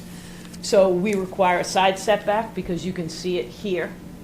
I can actually, are you able to see it well? I'm on an angle, so I can't see it well. We're looking at the news. Oh, well, now you really can't see it well. Okay. I can make it. I can't see any. Oh, that was nice, Peter. Don't look at me, you're running the show. Yeah, I know, right? Okay. So I just. There's all wetlands behind there. What'd you do? It is, who is that? Oh, yeah, it is. It's. I apologize. Let's kind of keep this in some order. So there are wetlands located to the back. We do stay out of the 25-foot, we honored that, the 25-foot setback to the wetland. And we have met also with Kristen Kent, because Kristen definitely, as the conservation agent, wants this to be controlled, managed, and covered. So what will end up happening is this area will be paved. Well, no, this won't be paved because there's existing trees out here. So if we can leave vegetative cover, we leave vegetation. Where we're going to pave is all this area up here where there's the contamination. But the 25-foot buffer, Peter, we can put up the plans as well, but we are outside of it for the building and for disturbance. But you can see, as I said, here's the setback to the Richardson property. And I did call the Richardsons and basically tried to acquire land to be able to not have to ask for that side setback. But they really didn't know what they were going to do, so they really didn't want to do that. But they don't have any objections. Obviously, they were notified, and I have had conversations with them regarding that. And in addition to that, they will give the Myras an easement to be able to do the construction, because we do have a swale that runs down that 7-foot strip. But we will, you can't have a building built 7 feet from a line and not have to go on the adjacent property. We will have to do that. So, now I'll go back here. So relative to the variance findings,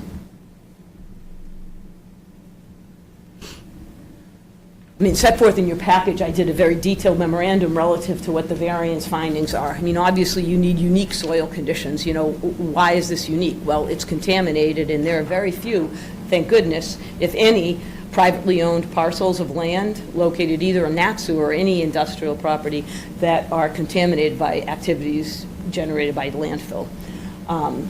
And that's a fairly substantial unique condition. If the variance were to be denied and the requirements were strictly enforced, then the building couldn't go there. And then we would be forced to actually go on the opposite site. The reason why that creates a tremendous financial burden is because not only will the property owner have to use a different form of, an alternative form of footings and foundations, actually they'd have to use, piers, they'd have to use helical piers, and that had its own issues because those types of structures require you to not hit certain types of materials. And some of the materials down here are tires and other things that if you hit with a drill, it rejects and you have to go in and scoop it all out. So that would result in additional costs for the town because it's not just a capping now. Now we're going to have all this excess trash and contaminated material that we have to have, the town has to have hauled off-site and disposed of. So that's where the financial burdens do come in. As far as the variance will not be substantially detrimental or will nullify the bylaw, this building is already permitted across the street. We're not looking to overcrowd. We're not looking for two buildings. We're not looking to increase the use. We're not looking to not basically encumber the entire parcel. Because once you consider them all together, the only dimensional variances we need are for the setback to locate the building in a certain location and because that lot is undersized. When that particular parcel got rezoned, it got rezoned to, an area that was far greater than it was for that particular property. The relocation doesn't increase traffic because, again, it's the same exact use, it's the same exact building, it's the same exact size. And as far as protecting the public health, it actually enhances the public health because what this will do will facilitate the capping of an existing landfill that requires remediation. And it's in harmony with the general area.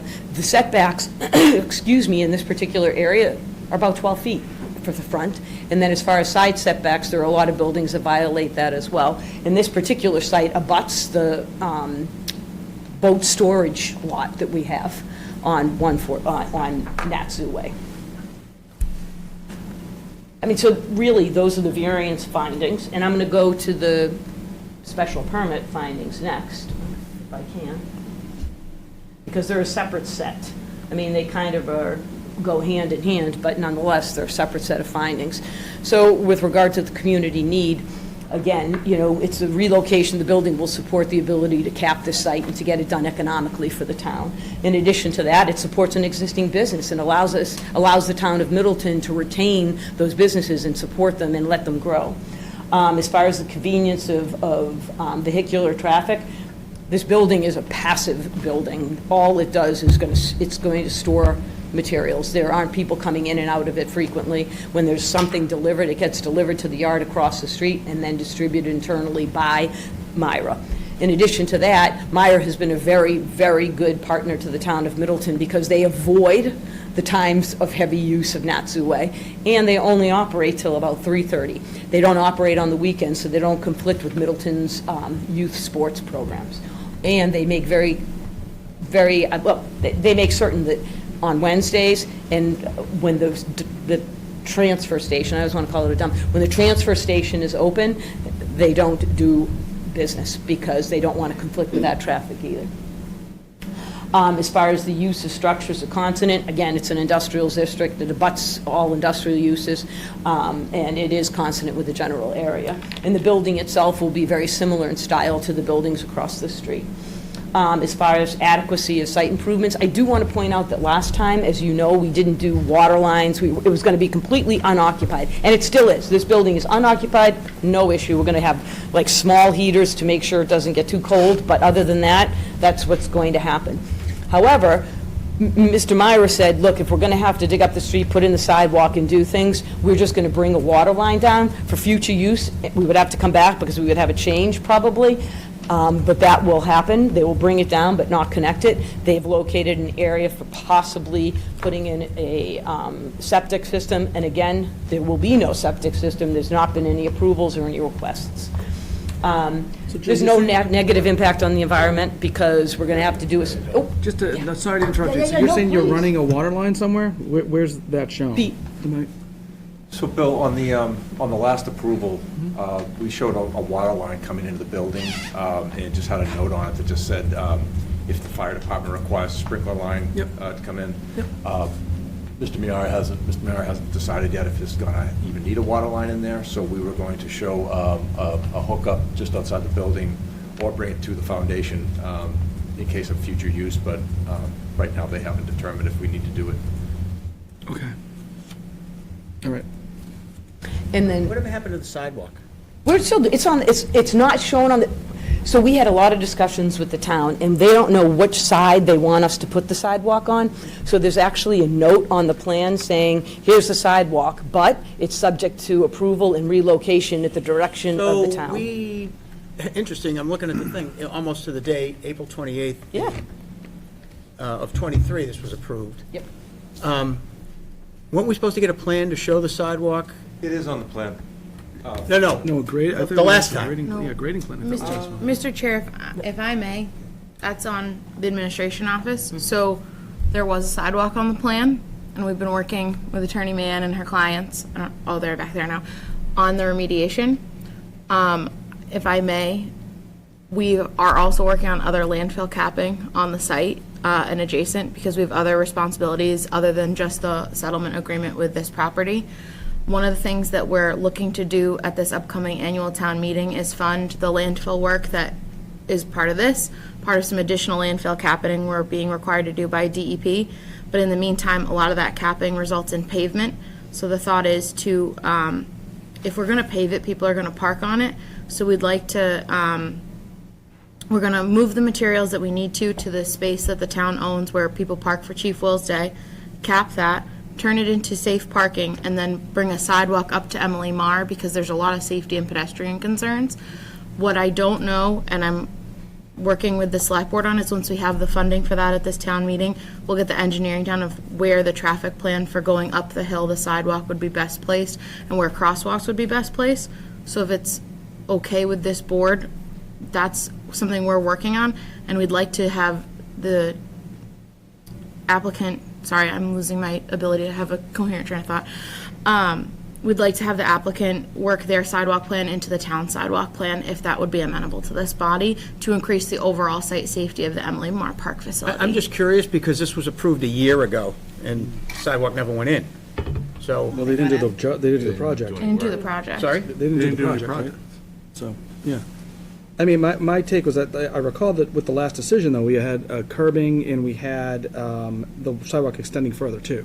So, I mean, just to make sure that that's clear, that that is a step back from what we had originally. It's the same location that was approved, and it's the same location that was agreed to, and I went the DPW director out there, that it can only be brought down to a certain point, and then head back to Vajushin, where it would end at the end of the boatyard.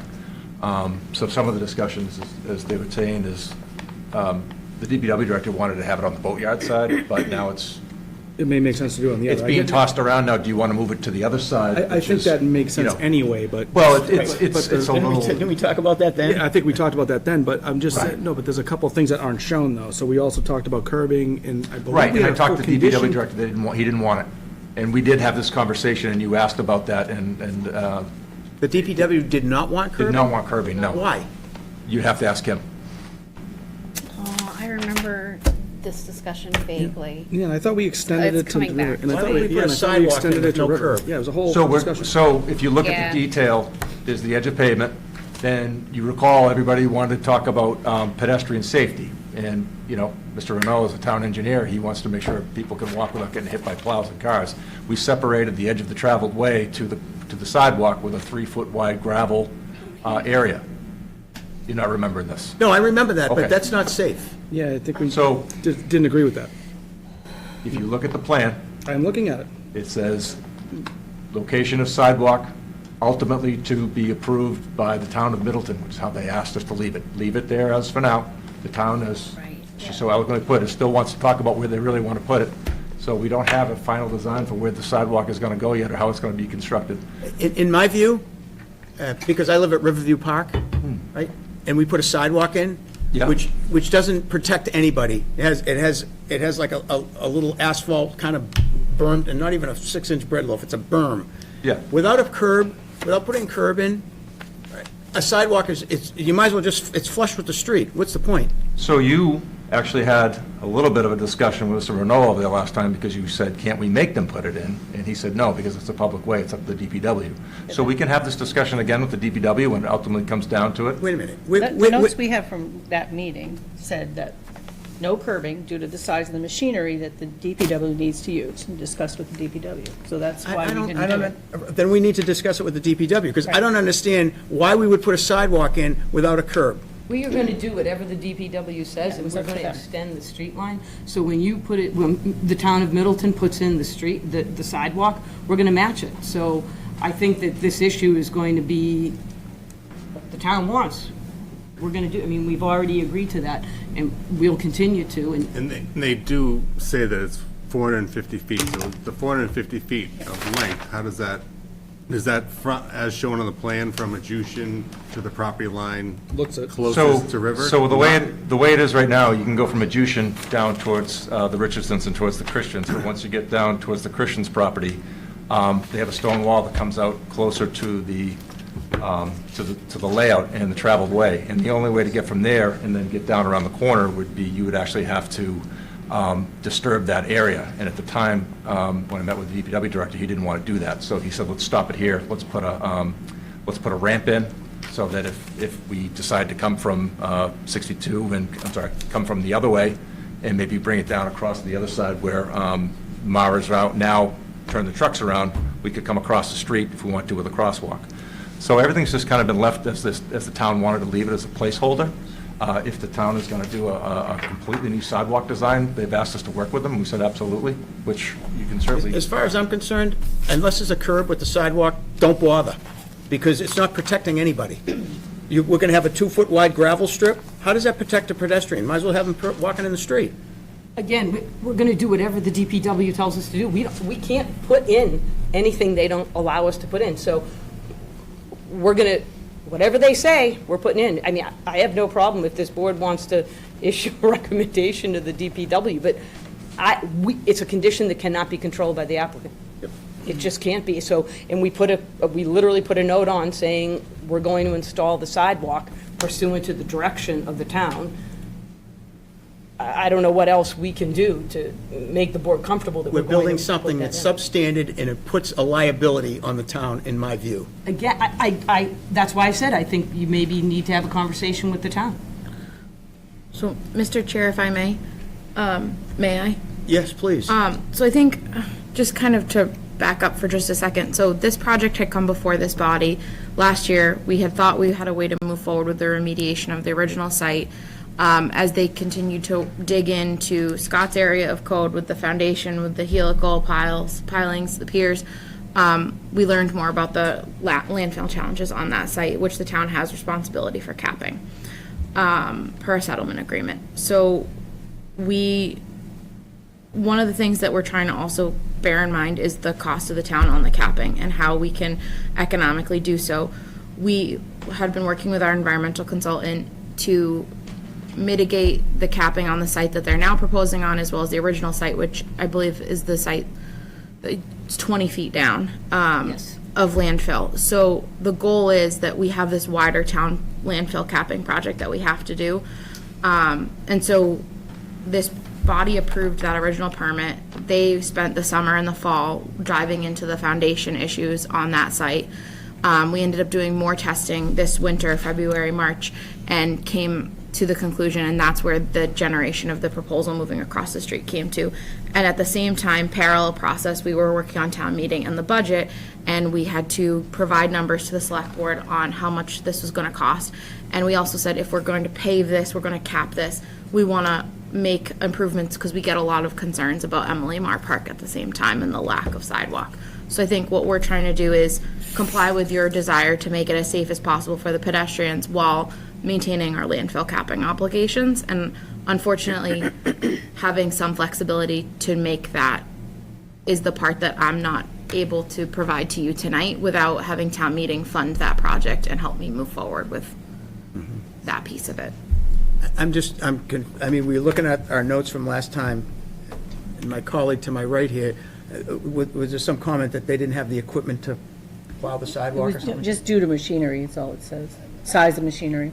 Size of, I don't know what that and again, means. I don't understand what that is. Yeah, and I'll follow up with, between Scott and I, will talk to DPW about what that commentary I mean, came let from. me ask this question. During Chief Will's Day, we have a lot of people walking up and around there? No, they just go down the road. Whole road's blocked. Everybody just. I mean, Right, we but cut I off mean, parking, yeah. But people walk down there, correct? I think the biggest usage of people walking down there is the Saturday, the soccer games with the use of the fields. And currently, there's no sidewalk from where Emily Marr Park sits to where the new pavement's going to be. So that's something that's going to be on the town's dime to add that sidewalk. But we'd like to do that complementary to where the applicant is adding sidewalk on the lower part of Nat 2A. So we want to have. Here's it, if we're gonna do these kind of improvements, we need to do them right. Absolutely. That's my point, right? And I think. I did have one other question. Because we talked a lot about remediation and solid waste. Is DEP been involved with this at all? Oh, yes. For this? For this and for everything else to do with landfill capping at Nat 2A. We have an environmental consultant that we are required to have by DEP. We've been working on filing our reports.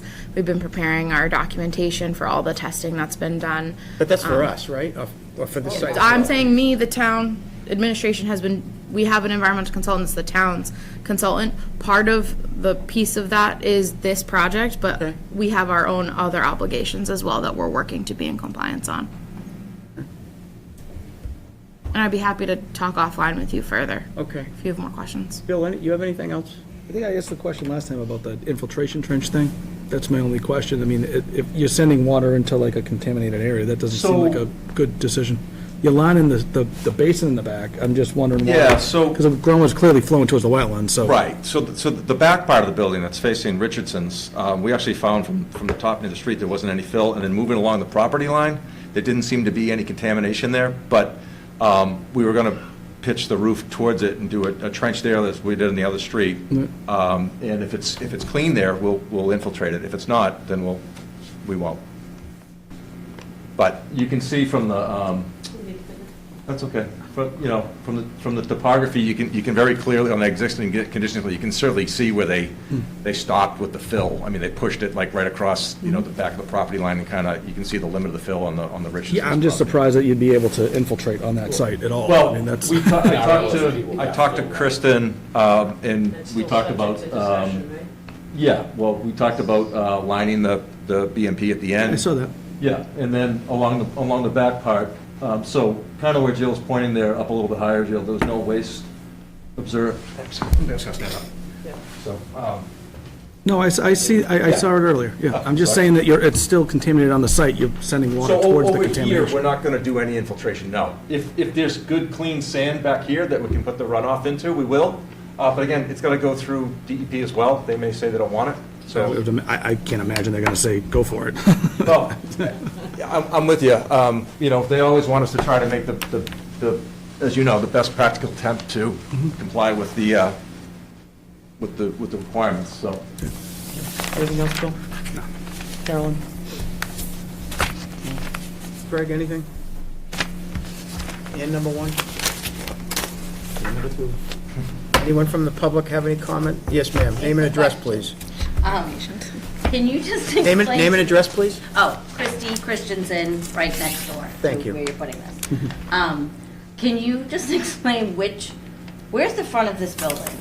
Is it facing the boats, is it facing me, or is it facing the street? Street. Okay, so it's facing the street. You're coming as close, you're coming right up to or over Richardson's strip between us? No. Right on it. You're right on it. It's 7 feet off. Because they own, what, 50 feet from our wall?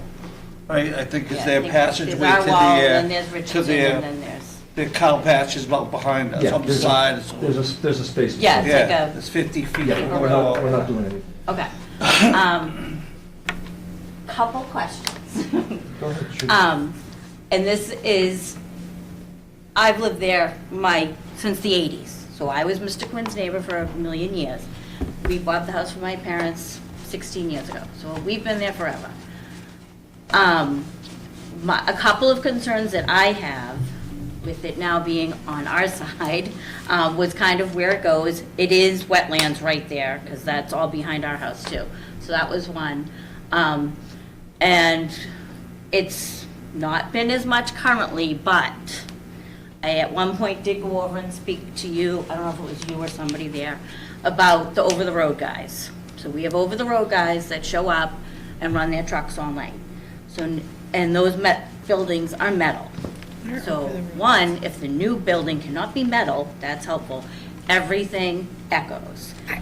Two, nobody's supposed to be running a truck all night. So I would just ask, I'm a little concerned as you get bigger and more, that's going to become more of an issue. Can you explain what an over-the-road guy, like, I don't understand what you're saying. Oh, so they move equipment, and the guys come in at different times. They're coming from all over probably the country. Oh, okay, so like. Yeah, so okay. they're, so they have to stay, and I feel bad because my husband's a truck driver, so I hate to go out there and be like, can you shut it off? Because I know he probably just drove 10 hours, but maybe now with the other side being paved, it could be a place where they could go. I don't know.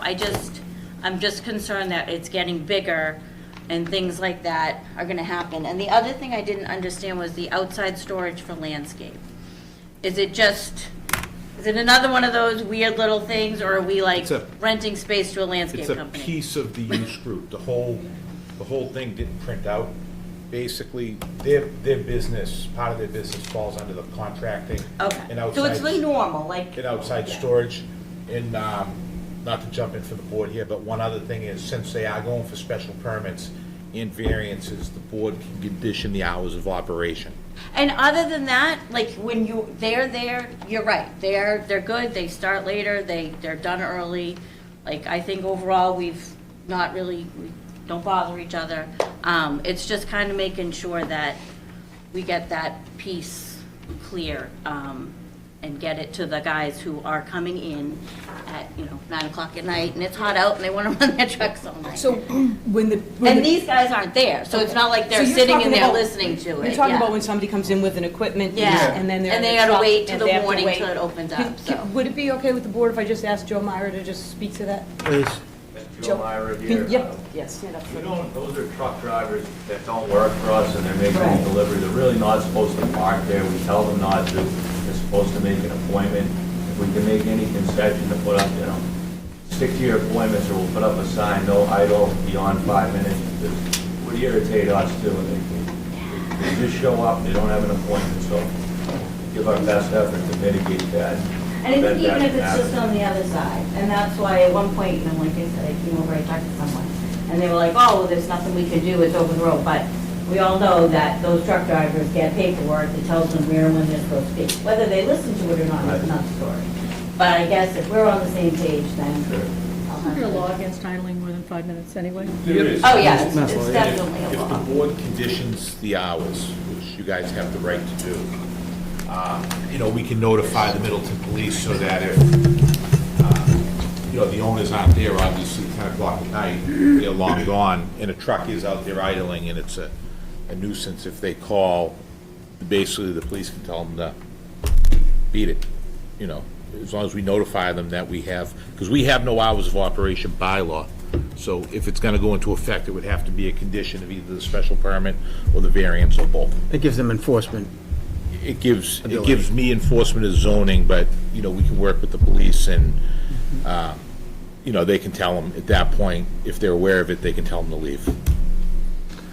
Go out to Route 1 and find a parking lot to sit in. We've done it. We've actually, I think one of the times you went out and just asked them to move to the other side of the building, honestly. That makes, it's just when they're right across from our house.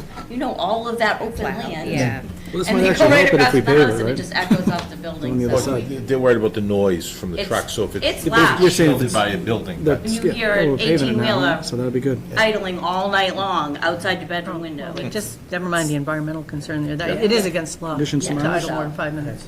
What's that? Condition some hours. And Makes as sense. Joe said, that we don't allow, he doesn't allow it, he's yeah. supposed to do it. so Is there we- any additional questions, anything Do you have any questions? we haven't heard? Yes, sir. Name and address, please. Excuse me. Anthony Belmonte, 49 Peachy Circle. Could you bring up your very first picture there, please? Of course.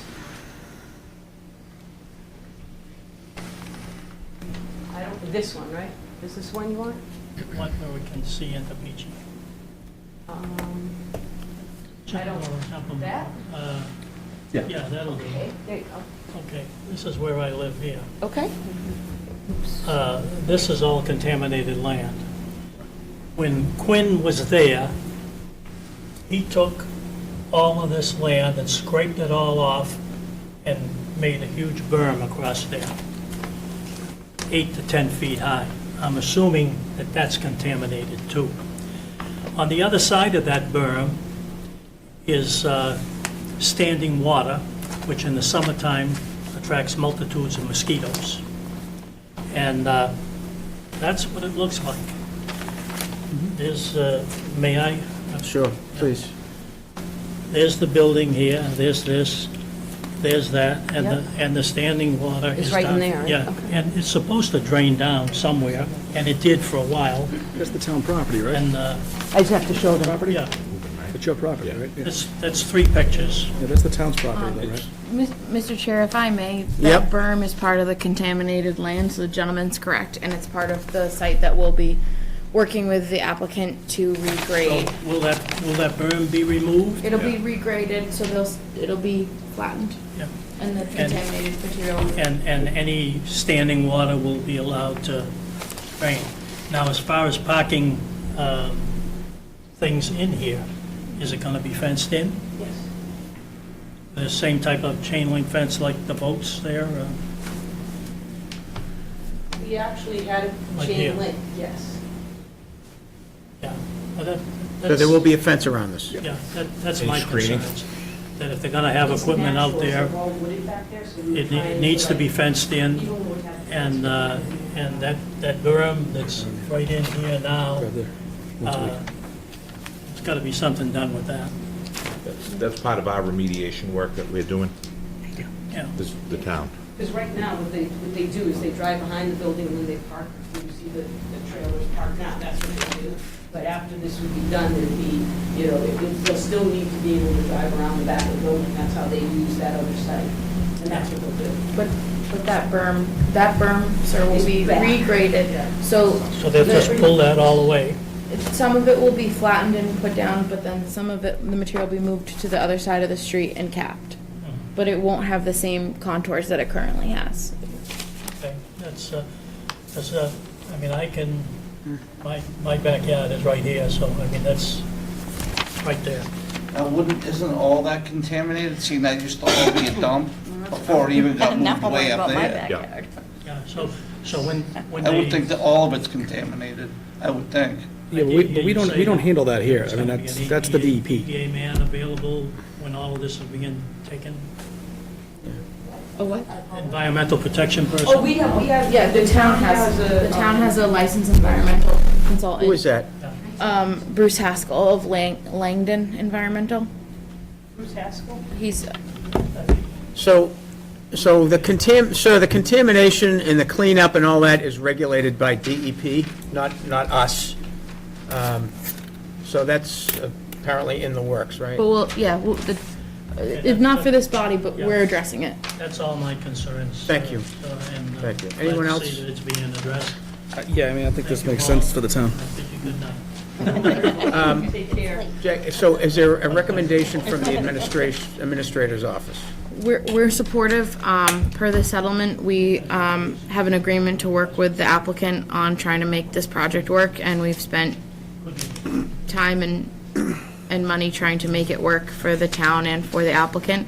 And I'm hopeful that we'll be successful in the floor town meeting with this capital item for this work that we're doing.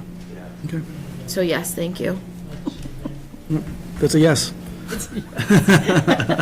A long yes. There's a long yes. Craig, you ready to do your job? 10:30 at night? Yeah. I know.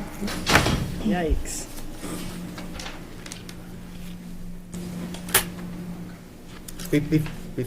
While you're thinking of that, I just want to point out that in the conditions, I want a condition in there that it's an ADA compliant sidewalk with granite curb. You can do an asphalt sidewalk, you can do a concrete sidewalk, but I think sidewalk with a granite curb. But I think what we're hearing, though, is that the town's handling it. and the town's gonna be the one putting the sidewalk in, and it's all part of the settlement, right, Jackie? And it does That's say what I on the heard. plan that it will be ADA compliant. It does say it, yeah. So, I mean, I think we're kind of in a tough spot, because it's there, you know. Specifically, it says proposed 5-foot wide paved sidewalk. Yep. Final location and size of proposed sidewalk to be approved by the town of Middleton DPW. Length equals plus or minus 450 sidewalk to be ADA compliant, see Yeah. detail. Location of sidewalk and all that stuff is fine, but are we saying, when we say in accordance with the town, I would say in accordance with what do we mean in ADA. accordance with the town? So I will say this, that if you condition the applicant to do granite sidewalk on their stretch, that'll only be for their stretch. I just pulled up the proposal that we vetted through the finance committee and the select board, and we pulled the granite curbing because of costs. Okay, but So is it'll there, be ADA compliant, but not granite. okay, so we're gonna have a curb? We're Or is it gonna gonna be have flush with the street? a 4-foot wide concrete sidewalk. That's not ADA compliant. You don't want to do concrete. I don't know if we'll ever reach ADA compliance going up to Emily Mar because of slope. Then don't build it. It's a 'Cause we'll road, get- it's a because road, you- it's allowed, yeah. Yeah, It's allowed. when you slope with the road, it's exempt from It's the slope exempt. requirement. And it's not ADA, it's AAB that Well, we're it's, building. Right, but there's a new this one comes as regulation now. AAB because it's not a road. It used to be 3-foot path, clear path of travel, now it's 4-foot clear path of travel? Yep. AAB hasn't changed. AAB hasn't changed since 1996. Yeah, so that change is only for rights of way. Yep. For the Only 5 what? feet. Rights of way, on rights of way. So technically, Natsui would need to be 5. You changed that in the last set, right? Because I think you came in with a 4 originally, moved it to a 5. We want a curb. We said, let's let the DPW handle it. That's the quick summary, right? So, I'm not in agreement with the DPW saying that we're gonna build a sidewalk that's not compliant. Well, I want to be, so for the Then have concrete Paul Goodwin sidewalk. come to our next meeting. No, Mr. Chair, if I may, the only thing that I got the direction on from the select board was that for the proposal on the town part of this work, that we weren't doing granite. But That's if fine. it's 5 feet wide that this board wants, then that's something that we can absolutely accommodate. I can work with, to rework the proposal. I'll have to find the money within the budget that we're proposing to town meeting, but if you want 5 feet, we can do 5 feet. We're not trying to not be compliant. I just know that I got the direction from the select board and the finance committee to not have granite curbing specifically. okay. Can I ask a question, which I hate to even discuss the sidewalk, but do I even have to be concerned? It's not coming as far down as us, right? You're not touching my stone wall, are you? No, that's the change. So the 5-foot wide sidewalk would end right at your It stops at your wall, property. and It there would stops at be your a property. Stops little it up, ramp right there. I mean, I would think you wouldn't want a lot of sidewalks either with the trucks, so, okay. I just wanted to know if I should. So we talked about width, we talked about no granite curb, right? Is this thing flush with the street with this 3-foot gravel strip in the middle? Yes. That's not a sidewalk. Level area with gravel. We can work on that condition, Mr. Chair. You know what, go for it. Thank you. Do we want to wait and? Nope, go ahead. Mr. Chair. Good thing I have this mallet. I might need that later. Not a weapon, Rich. I'm gonna use it on myself. Oh, I know. I don't. I would like to make the following, I would move to make the following findings, Mr. Chair. Still tag me in on this. Concerning the Talking two dimensional different things, variances, under Chapter 235, Section 9.3.2.2, and General Law, Chapter 40A, Section 10, the board has determined that the plans incorporate features and design elements to support the board's conclusion that the dimensional variances are appropriate, specifically that the property has unique soil conditions that affect it but do not generally affect properties located in the M1 zoning district, specifically the presence of contamination resulting from the town's landfill activities on both 7 and 4 Natsu Way.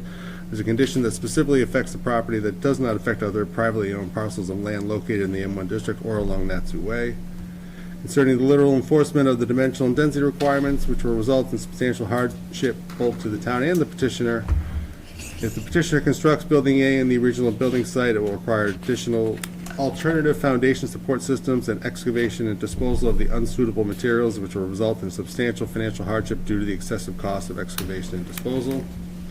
Concerning the granting of the requested dimensional variances, that the board can attenuate for the substantial financial hardship without substantial detriment to the public good and without nullifying or substantially derogating from the intent or purposes of bylaw. Specifically, the same structure with the same use will be constructed in Natsu Way as was previously approved. Therefore, the relocation is an appropriate use that will not create overcrowding or additional traffic on Natsu Way. Both 4 and 7 Natsu Way will be considered one zoning parcel to protect open space and limit building coverage. The building setback will match the setbacks of other structures in the neighborhood. The new location is further away from the residential district and existing residential uses. Building A will be set back behind the fence line of the abutting boat storage yard and will have the same front setback, 12 feet specifically, as buildings B and C located at 7 Natsu Way.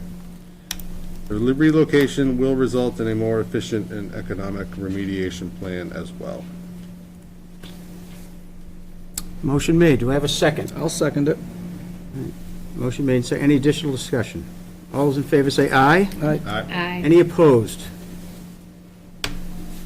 Mr. Chair, based on those findings, I will move to grant the requested dimensional variances subject to the general conditions attached here to and incorporated as Exhibit A, and the special conditions which will be attached as Exhibit B.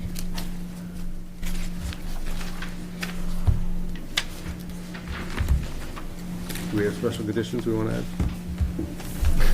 I think, as long as, Jack, you've reviewed it all, right? You guys- Hours of operation. Hours of operation is the only thing we've talked about changing, right? Because Jack, you reviewed the decision already, right? So you're comfortable with the language as shown? I mean, I have not reviewed this one fully because I didn't know what the board was going to find tonight. Okay. But I am also gonna likely ask the town administrator to review it as well to ensure that we're in compliance with our remediation requirements, if that's amenable to the board. Then, if that's the case, then we're making the decision now, though, right? So Right, so that's kind of a tough call. I'm fine with the variances and special permits from the administration perspective.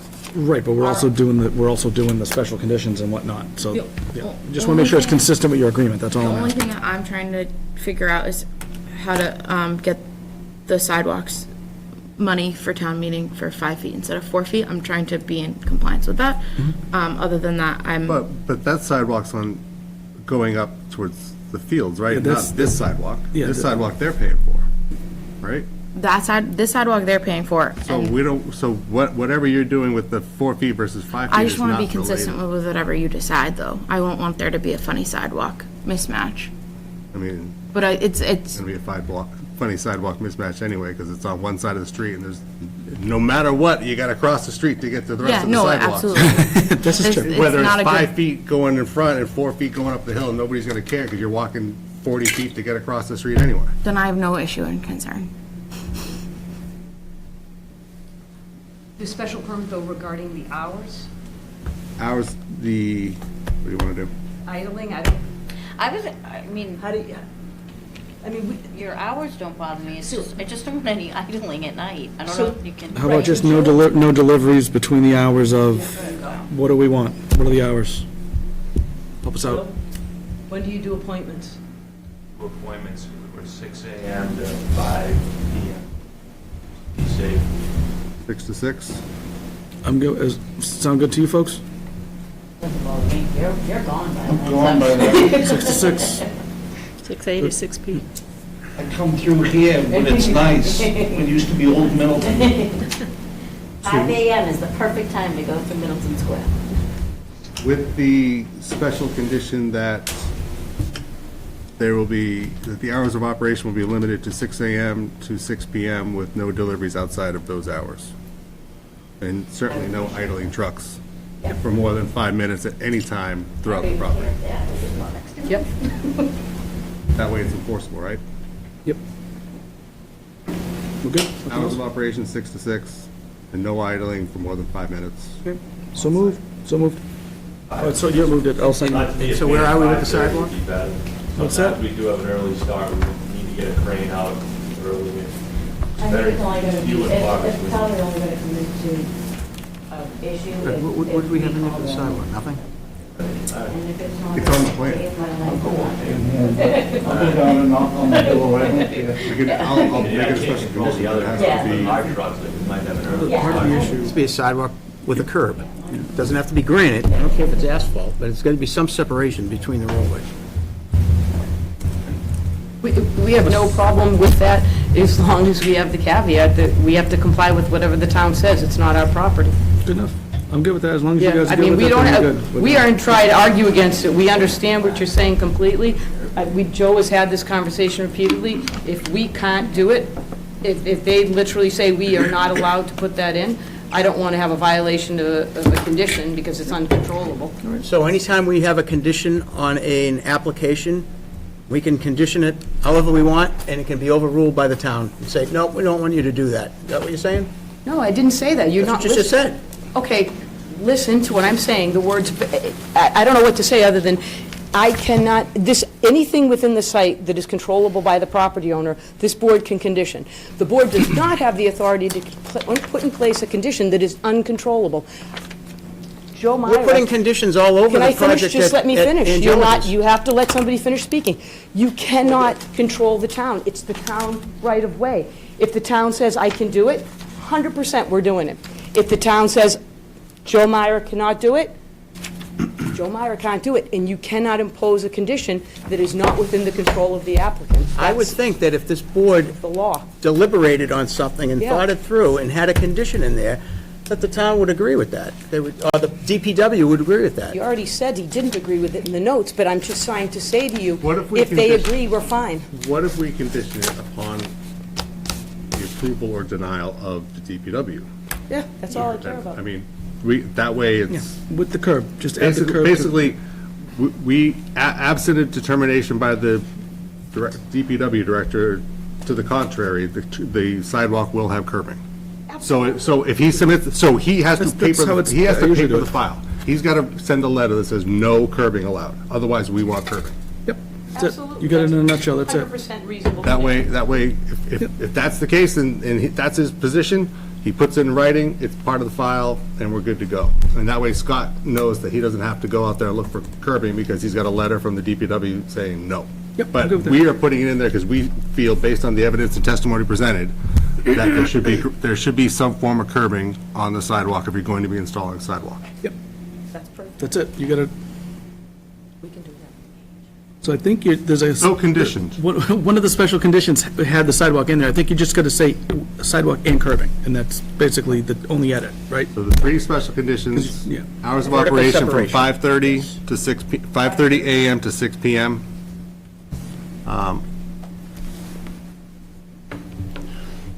No idling at any time for longer than 5 minutes on site, and where's the language? That's it, right? The sidewalk will be installed with, what do you want to call it, 80, It's already in there. The condition that she already has all the stuff on the ADA, the sidewalk, everything. We're just adding sidewalk and curb. That's the only thing we're changing. In accordance with the call-out on page 3 of the site plan, that the proposed 5-foot wide paved sidewalk, final location and size of proposed sidewalk to be approved by the town of Middleton, DPW, length 450 plus or minus, sidewalk to be ADA compliant, see detail, with the additional condition that the sidewalk will have curbing, A 6-inch curb, a 6-inch curb, whatever you want to put at it. subject to approval or denial by the Middleton DPW. You got that? I'll second it. Right? Is that I'm good? just making it up as we go. Yeah, we were making it up on the fly. Hide his brain. No, what I did is I just read the condition on page 3 that's on the plan, and then just added the language about The curbing, the 6-inch curb. 6-inch curb, subject to approval or denial by the Middleton DPW. Gotcha. Okay. All right. Motion made and seconded. Any additional discussion? Hearing none. All those in favor say aye. Aye. We're not done. I know we're not.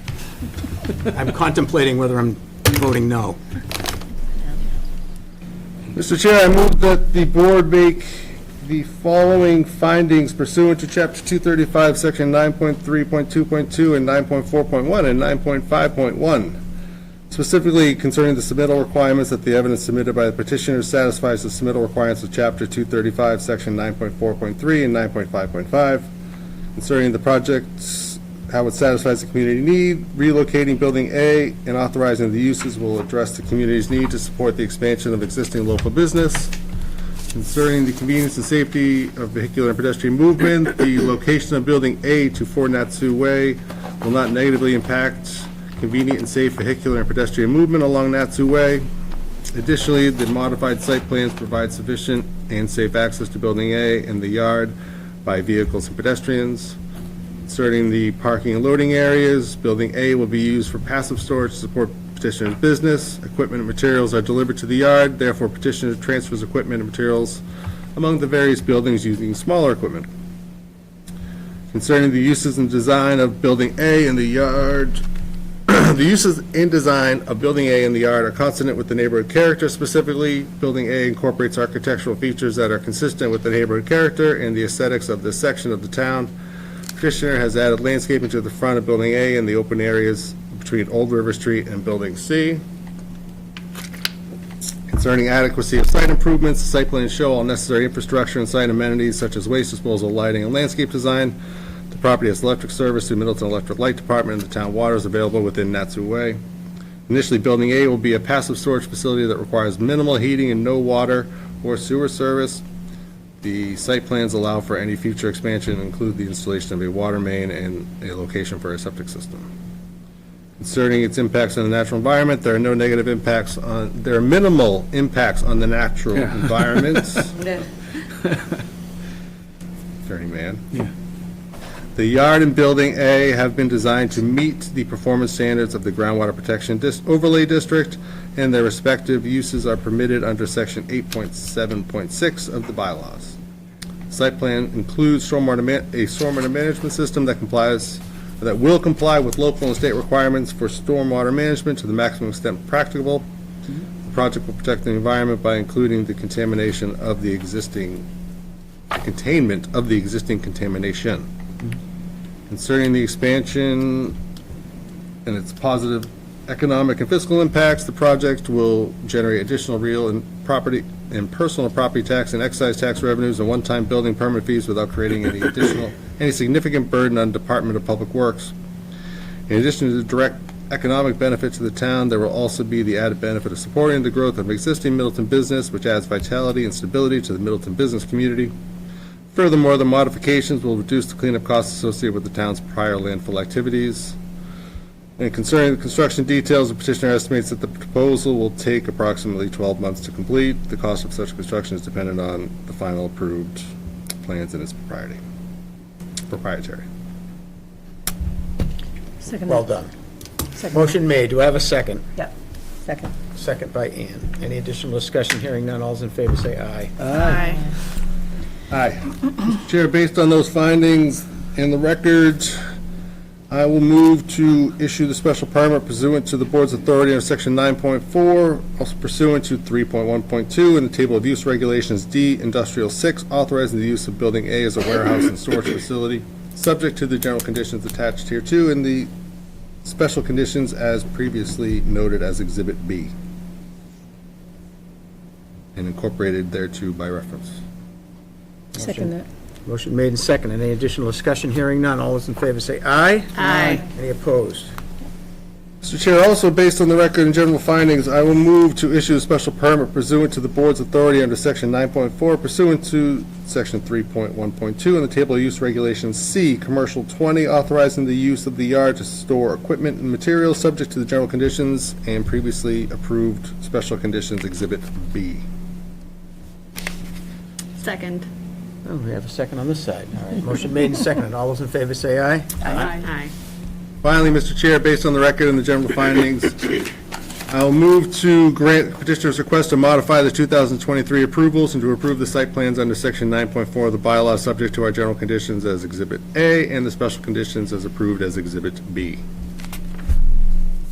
That's it. Second. Oh, Bill, I think Bill got that. Oh, got it. Sorry. It's going to keep rotating around. All right, motion made and seconded. Any additional discussion? Hearing none, all those in favor say aye. Aye. So moved. Motion to adjourn. Thank you very much, appreciate your Second time. that. Anything else, No, I'm fried. My brain. No. Jackie? Nothing? No, thank you. All right. Did we already adjourn? Is the motion on the table? I'll second that. No, thank you. Adjourn.